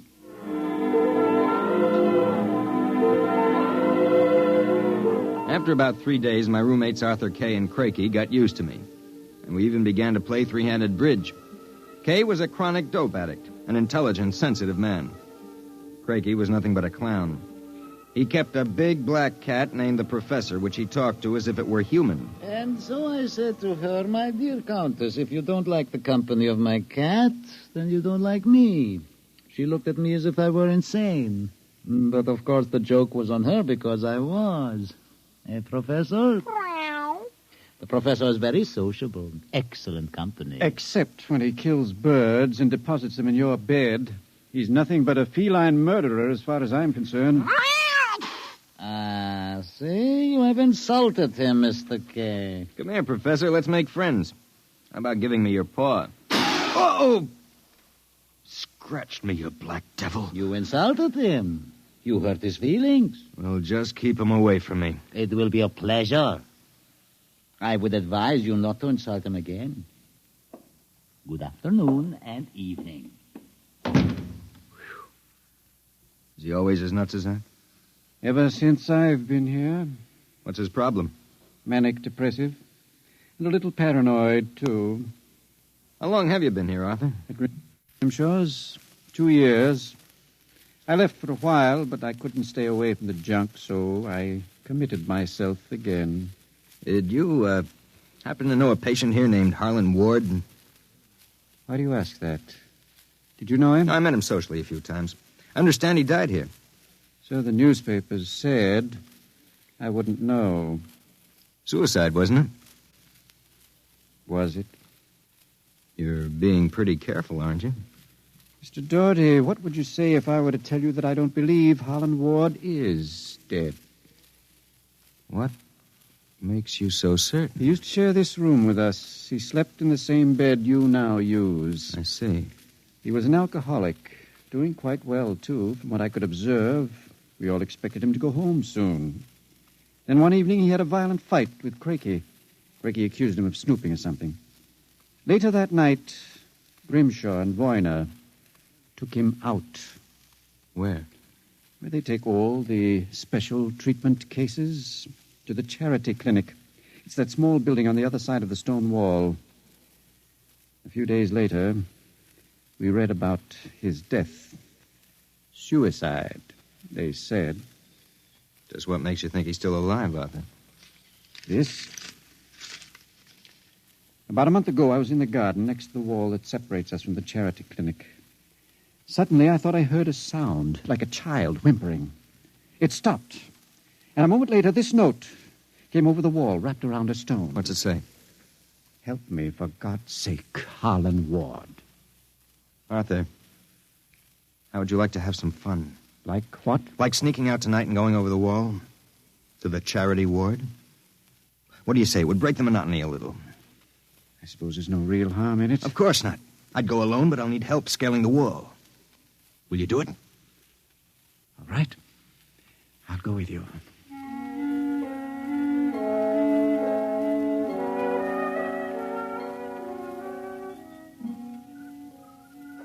Up. All clear. Give me your hand and I'll lift you. Be careful when you drop. Ready? Go ahead.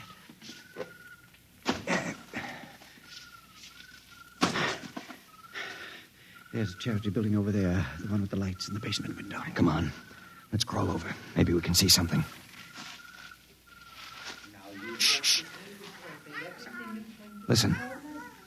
Can you make out what he's saying? No, I can barely hear. Good Lord. What was that? Probably some patient having the DTs. Let's have a look. Easy, it wouldn't do to get caught now. See anything? Some sort of laboratory. I can see Grimshaw and Voyne and something else. What? There's a child with its back toward me. Now take it quietly. It will be easier. Please, don't. It will all be over soon. You won't remember anything. No, I don't want to go. Why not give it to him? No. Shut him up, boy, now. Good Lord. What was it? What did they do to that child? Arthur, that wasn't a child. It was a midget. The smallest midget I've ever seen. What were they doing? Trying to give it some sort of injection. When it resisted, Boyna knocked it out. What do you suppose they were doing to it? I don't know, Arthur. All I know is that when it fell, it had the face of Harlan Ward.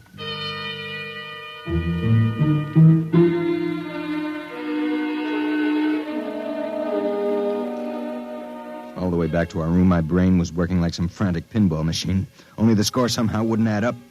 The pieces were there, all right. A crazy old doctor, a brutal assistant, a private sanitarium, and a midget with a dead man's face. I thought that when I got back to our room, I'd have some time to think about it. I'd forgotten about our friend, the happiness boy, Count Crakey. So, I caught you. Fine, you've caught us. Now how about crawling back into the woodwork like a good little count? Where were you? Mink hunting. Arthur and I like to go mink hunting at night. You make fun of Count Crakey? I shall report you to Dr. Voyner. You'd better not if you know it's good for you. So, you threaten me? Me, Count Crakey? I shall scream for help. Help! Help! Did you hurt him? Just knocked him out. What do we do now? Put him to bed. Hope that when he wakes up in the morning, he's forgotten the whole thing. And if he hasn't? He's too crazy for them to take seriously anyway. Come on, let's get him back into bed.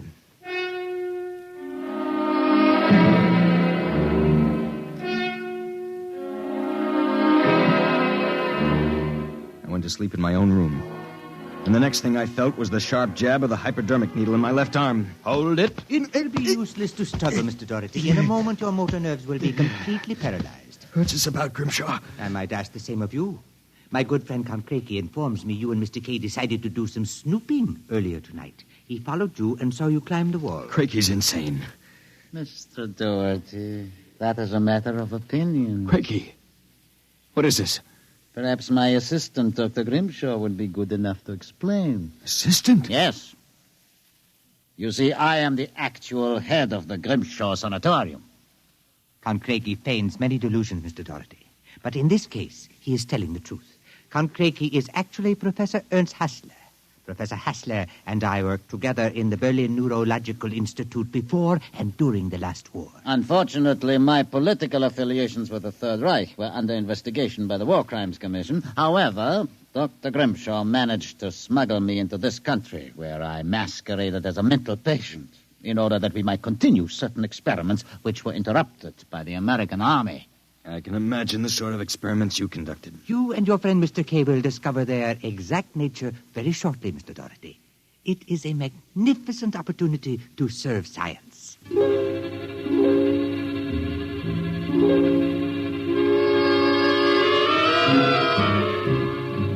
passed out. And the next thing I knew, I was coming to in a different room and hearing the voices of Voyna, Grimshaw, and Craigie, as if from a great distance. Pituitrin. Pituitary. 4 cc's. 4 cc's. How are the measurements? Reducing rapidly. We'll operate at once.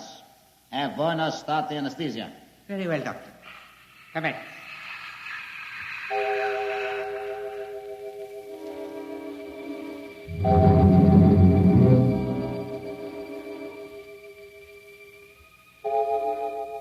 When I came to again, I had a blinding headache. I began to wonder if Craigie and Grimshaw weren't doing something to drive me insane, because I lost all sense of perspective. The room seemed to grow in size. I don't know how much time passed, but one day Craigie came into the room with a bundle in his arms about the size of a newborn baby. The bundle was my friend, Arthur Kay. And worse yet, I was exactly the same size that he was. Let me out of here. Let me out. Allow me to congratulate you, gentlemen. How are you feeling? You dirty monster. I'm disappointed, gentlemen. Do you not feel privileged to be a part of an experiment that will place me at the very top rank of the world's endocrinologists? What are you doing to us, you madman? It has long been established, gentlemen, that dwarfism and giantism result from injury to or malfunction of the pituitary and thyroid glands. The interlock between these glands was thought to be a hormone. I have discovered that this was incorrect. It was an enzyme.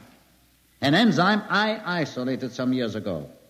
I was well on the way to synthesis in Germany when the surrender interrupted me. The interruption also limited the number and type of subjects on whom I could experiment. I was forced to find others. Such as Harlan Ward? Mr. Ward was only a control experiment. I suppose you planned the same for us. No, gentlemen. For you, I have reserved a special privilege. You, gentlemen, will be the first to test the full effects of the enzyme. In short, I intend that you, Mr. Kay, and you, Mr. Doherty, when the experiment is completed, will emerge as perfectly healthy, normal individuals. Except, of course, that you will be only 5 inches tall.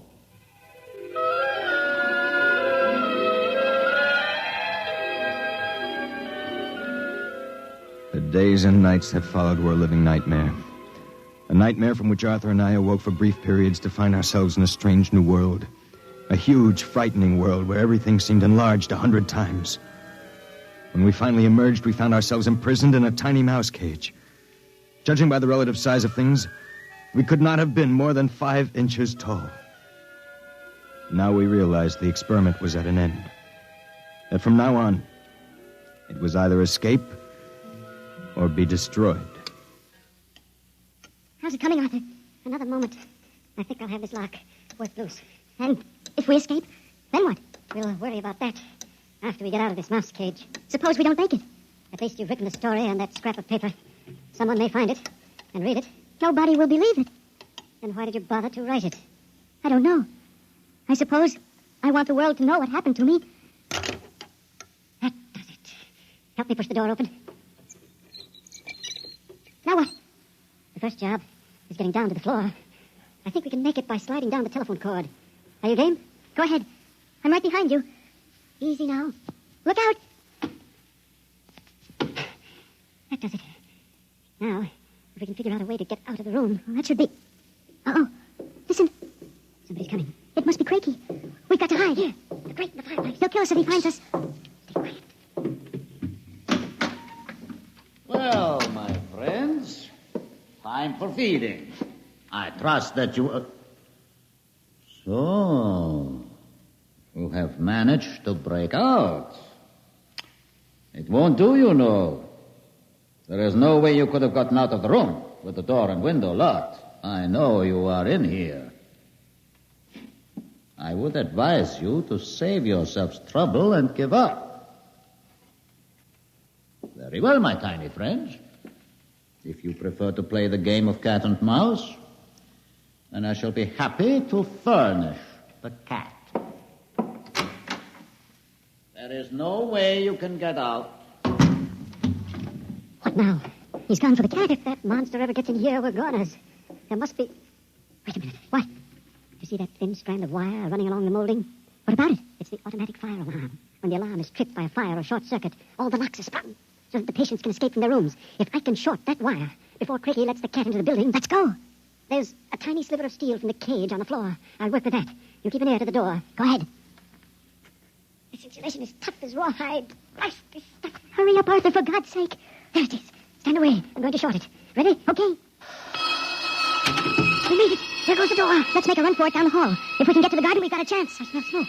The short may have actually started a fire. Come on. Wait a minute. I have to go back. The manuscript. Don't be a fool. There's no time. Come on. You go ahead. I'll catch up. Hurry up. I'll wait in the hall. Only a second. I got it. Come on. There's nothing to stop us now. Arthur? Where are you? It's funny. Arthur? Arthur? Arthur, what's happened to you?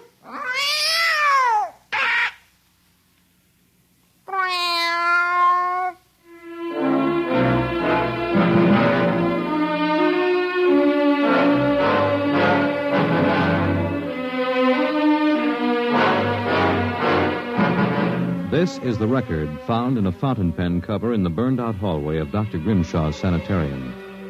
There's nothing to add, except that the fire which destroyed the sanitarium and killed so many of its occupants, including Dr. Grimshaw and Dr. Voyna, was definitely of incendiary nature. It is believed by the fire chief that some small creature, possibly a mouse, chewed the insulation off the wire and short-circuited the system. The two patients, John Doherty and Arthur Kay, vanished completely after the fire, and their remains were never found. Whether the manuscript which you have just heard is authentic, or whether it was the work of one of the more demented inmates of the sanitarium, we leave to your judgment.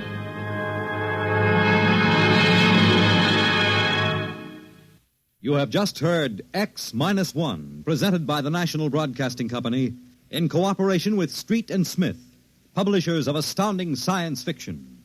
Your announcer, Fred Collins. X-1 was directed by Fred Way and is an NBC Radio Network production.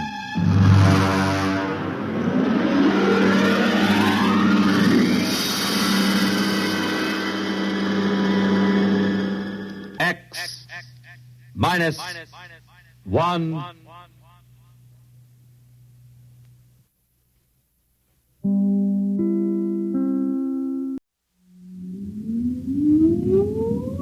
Countdown for blast off. X-5, 4, 3, 2, X-1, fire.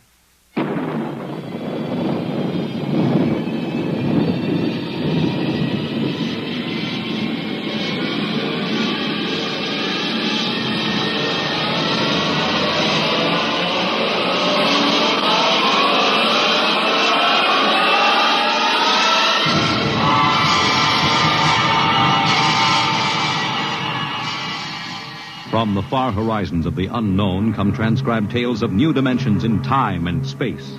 These are stories of the future, adventures in which you'll live in 1,000,000 could-be years on 1,000 maybe worlds.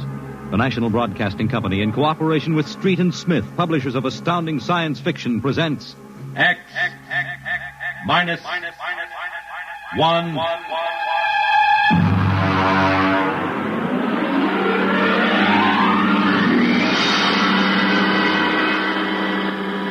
Tonight's story, The Embassy.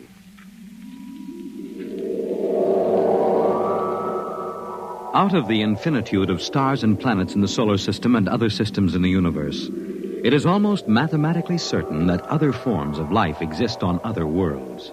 Someday, in the future, in 1,000 years, or in the next 25 minutes, daring travelers through space will make contact with the inhabitants of another world. But the question is, will we contact them first, or will they contact us? A private detective agency in downtown New York. Mr. Graffius, Mr. Broderick will see you. Well, what can I do for you? My name is Graffius of Springfield. I would like your assistance in helping me locate a Martian embassy. Would you say that again very slowly? I came to New York to locate the Martian embassy. I assume you were joking. On the contrary, I am completely serious. As it happens, I am interested only in Martians at the moment. I see. Okay, shoot. Well, it occurred to me in the course of my studies that we, Earth people, cannot possibly be the only intelligent form of life in the universe. Since Mars is older geologically, and since it is also an atmospheric planet, its evolutionary history could easily be similar to ours. Do you follow me? Well, so far I can't say no. If this is true, then they must have been watching us, observing us for hundreds, possibly thousands of years. They also know we are a militaristic, warlike race. We might conceivably set out to conquer and occupy Mars someday. In which case they would try to get the jump on us. Ah, precisely, Mr. Broderick. Now, if you were planning to attack an unknown nation, what would be your first move, Mr. Broderick? Well, intelligence. Find out what the odds are. Oh, you have a very logical mind, sir. You would send agents to scout the nerve centers of earthly civilization and advancement. Not Kansas City or Equatorial Africa, my dear sir, but here, in New York, the most technically advanced spot on the earth. And you want me to help you prove this theory of yours? Precisely. The expense doesn't interest me. Well, now, this may take a long, long time, Mr. Graffius. After all, nobody has ever seen the Martian. I assure you they will be very ordinary-appearing people. Mm-hmm. Very likely they live together in downtown New York. Most certainly they live in a private house with no servants to pry in their affairs. Oh, some ordinary people who live in a private house in downtown New York. I might just as well look up Martians in the classified section of the phone book. There's one other lead which might help you. What's that? They would be almost certain to subscribe to every conceivable type of newspaper, scientific journal, and foreign language publication. Well, now, that might be something. Okay, Mr. Graffius, it's a deal. Excellent. I shall contact you tomorrow.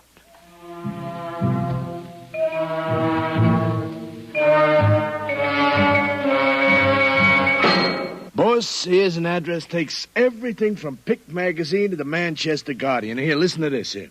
Pick, Look, Scientific America, the Daily News, Daily Worker, the Police Gazette, Journal of Engineering, a Scientific Quarterly, American Psychiatric Journal. Let me see that.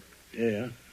Oh, Doolin. Sometimes I wonder, what is the address on this? Well, it's 9 West 124th Street. Which happens to be the Harlem branch of the New York Public Library. Oh.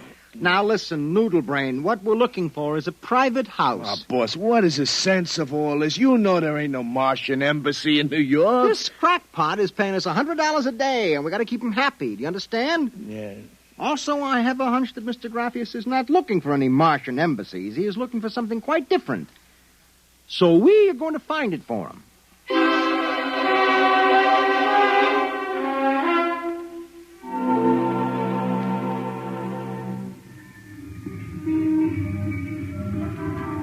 Which house is it, Doolin? It's right down there, number 108. Nobody comes out, nobody goes in. I asked around. You haven't been blabbing around the neighborhood that we're looking for the Martian embassy, have you? Boss, I'm stupid, but I ain't that stupid. Who'd you talk to? I struck up what you might call a casual acquaintanceship with those two girls standing with the baby carriages up the street. That cute one is real cute. Look, Doolin, don't try to do anything intelligent, all right? Just keep walking up and down, see? Check.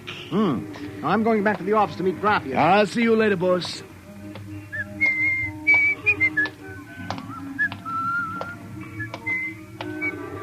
Hiya, beautiful. Hiya, Flatfoot. Name is Doolin, honey. Iron Man Doolin. Your line is getting rusty, Iron Man. So help me, honey. If I'm feeding you a line, may the heavens open up and strike me dead. Hey, what's that? Look out!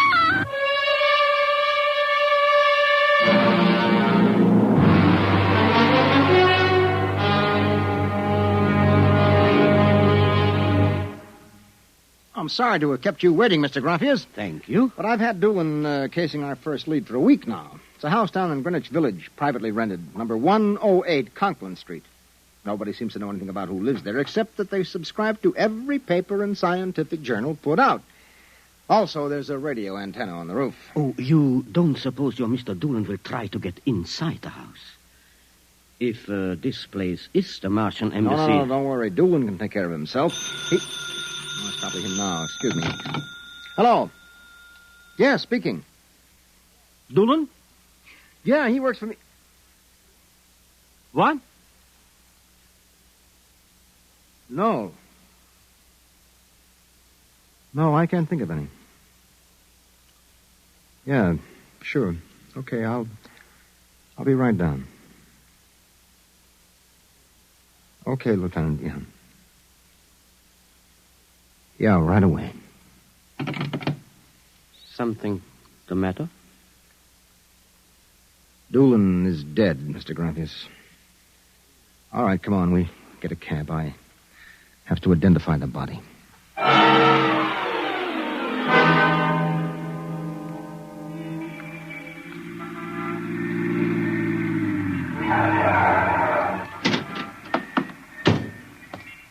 Lieutenant, I'm Broderick. There's your boy, Broderick. Anybody see it? A maid pushing a baby carriage. We can't seem to get any sense out of her. You mind if I talk to her? Hanson, this guy wants to ask the girl a few questions. Please. I told you what I saw. How many times I gotta tell you? Look, miss, the dead man was a personal friend of mine. Would you tell me what happened? Helen and I were standing in front of Rackman's candy store up on the corner. We both had the babies out. He said hello and joked a little. Then he... What happened? It's too awful. No, please. Well, first he squashed. And then the stone fell on him. Could you repeat that? They don't believe me. But Helen saw it, too. Saw what? First he squashed, and then it fell on him. He was mashed flat before it even hit him. Now, look. That's the story, Broderick. Please, let me alone. Let me go home. I told you what I saw. Now let me alone. Let me alone. Did you learn anything, Mr. Broderick? I don't know. May I ask, what do you intend doing?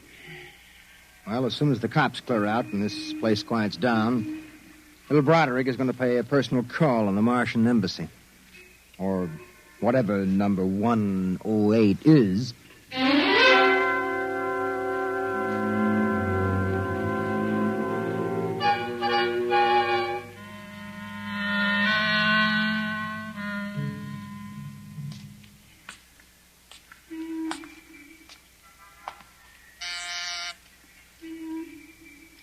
Whatever you are, open that door.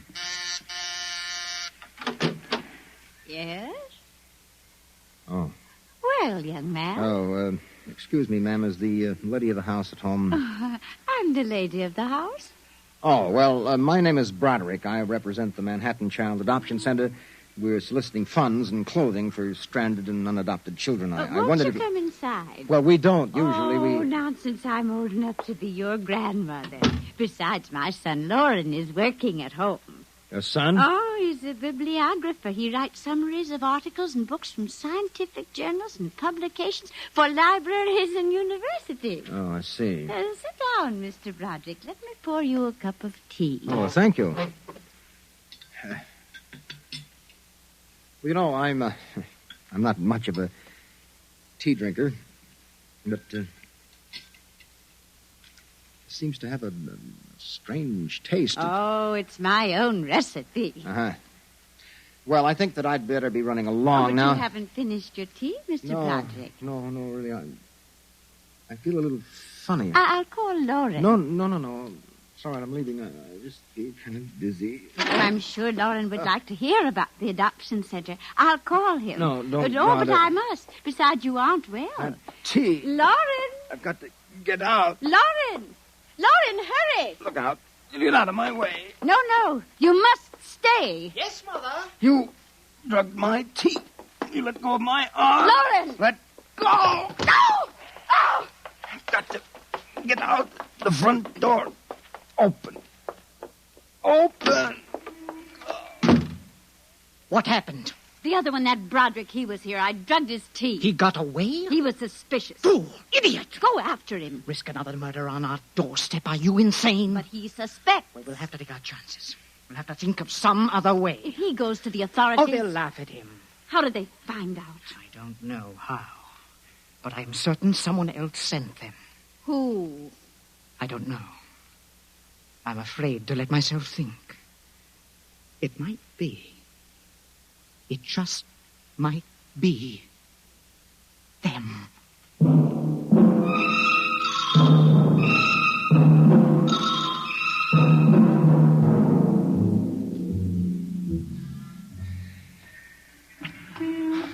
I've got to get help. Oh. Look out!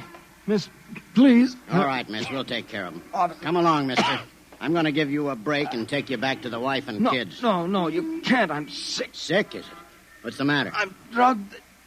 They drugged me. Who drugged you? In number 108, the Martians. Who? The Martians in 108 at Martian Embassy. Well, I've seen them with pink elephants, rabbits, and mice, but you're the first one that's got Martians. Oh, it's true, I tell you. Uh-huh. Come along. Listen, don't take me back there. They'll kill me. I've got to make you understand. Here, I'll help you up the steps. What? Listen, my name is Broderick. I'm a private dick. We'll find out about this. No. Here, don't try any tricks. Officer, listen, please. I'll give you anything, $1,000, but please, listen. For God's sake, listen. Yes, officer? Oh. Why, Broderick. You know this lush, Granny? Oh, why, that's my son, Broderick. No, she's Martian. He's in pretty bad shape. You better get him to bed. Oh, dear, and he was doing so well at the Alcoholic Society. He must have gotten off again. Looks like he's ready to pass out. Lauren! What is it, Mother? Oh, Bron. Your brother Broderick has been drinking again. No, officer, please. Look out. He's passed out. Oh, I'll take care of him, officer. We've handled this sort of thing before. Can you manage okay? We'll be fine. Thank you. Oh, you've been very kind, officer. Nothing at all, Granny. I know how it is with these Alkies. Well, I'll be seeing you.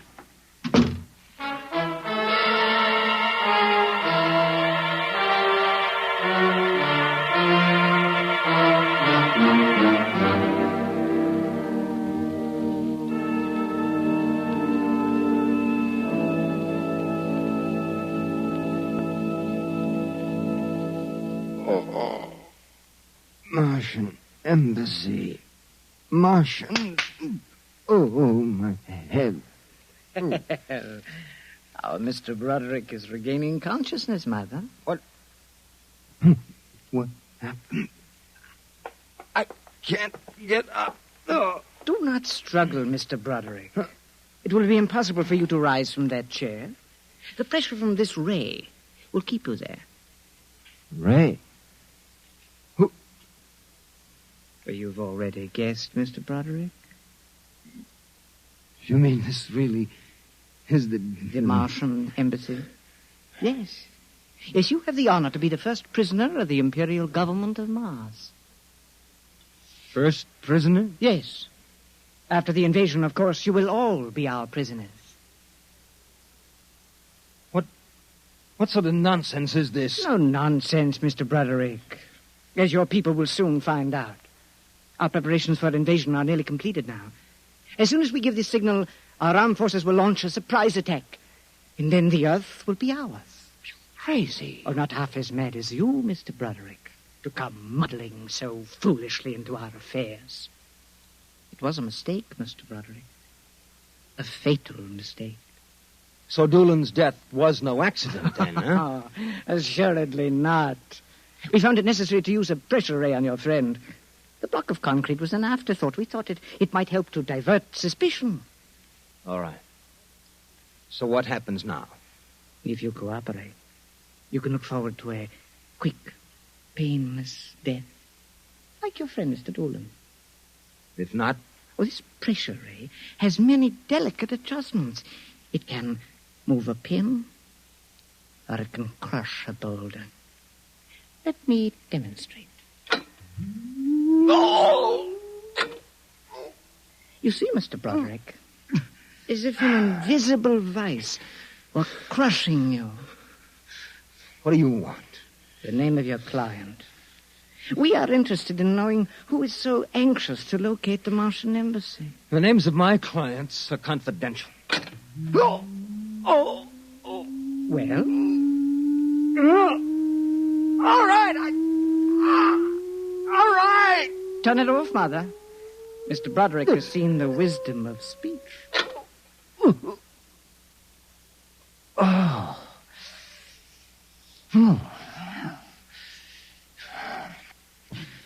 His name is Graphius. Graphius? Yes. An unusual name for an Earthman. Describe him. Well, I don't think I really can. Describe him. Oh.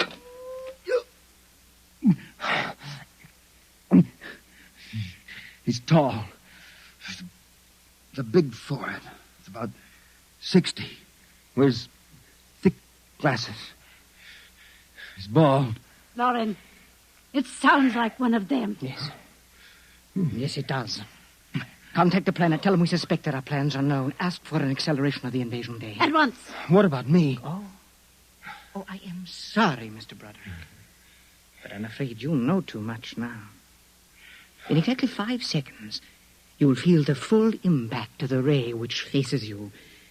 I would suggest that you relax and meet your fate calmly. What now? No, wait a minute. You will feel no pain, just a wall of force crushing you. Yes, but listen. 5. But you can't do this. 4. It isn't human. Yes, I know we're not human.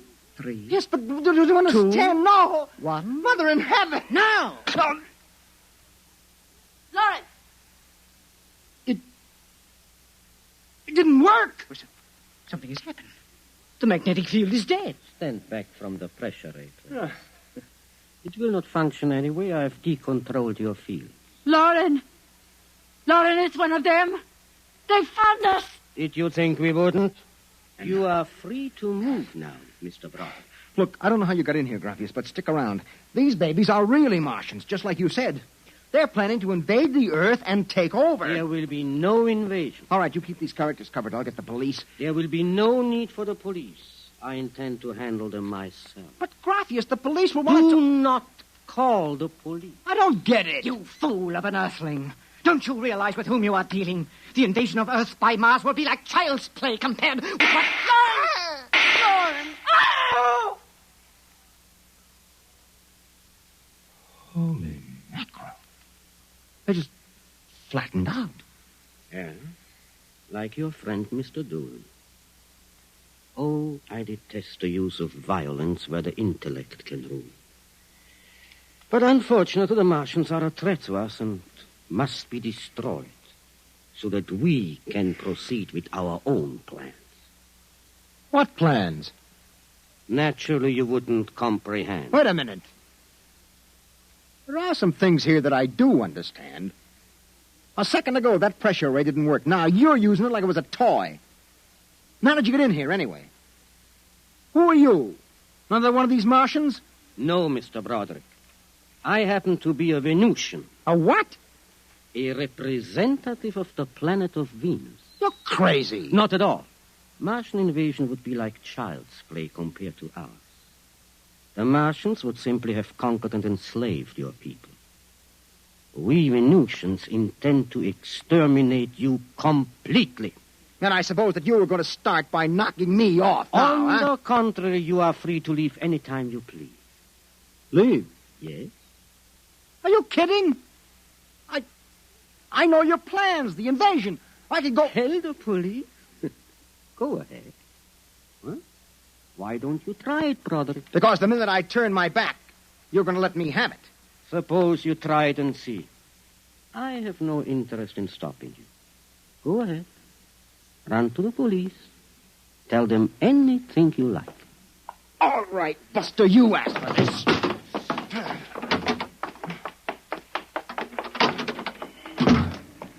I'm alive. You let me go. Here. Where do you think you're running to? Officer, listen to me. Oh, it's you again. The one with the Martians. Listen, that story is true. You've got to believe me. You've absolutely got to believe me. They're inside that house, inside number 108. He killed them. Who killed him? Graphius, the leader of the Venusian invasion. Venusian invasion. Look, they're going to take over the Earth. Listen to me. Go in that house. Martians, now Venusians. Okay, brother, I've heard enough. Your Betty is a bedbug. Come along. Please, where are you taking me? Bellevue Psychiatric Ward, my friend. Come on. No, but you... Come along. You don't understand. Why are you such a fool? Let go of me. There's going to be an invasion. The Venusians are going to invade us. Why don't you listen to me? Why don't you listen?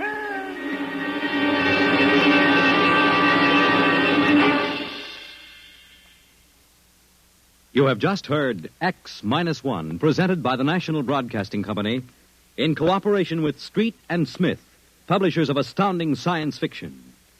Tonight, by transcription, X-1 has brought you The Embassy by Donald A. Wollheim, adapted for radio by George Lefferts. Featured in the cast were John Larkin, Theo Getz, Bill Zuckert, Audrey Blum, Virginia Payne, Clark Gordon, Jack Orison, and Reese Taylor. Your announcer, Fred Collins. X-1 was directed by Dan Sutter and is an NBC Radio Network production.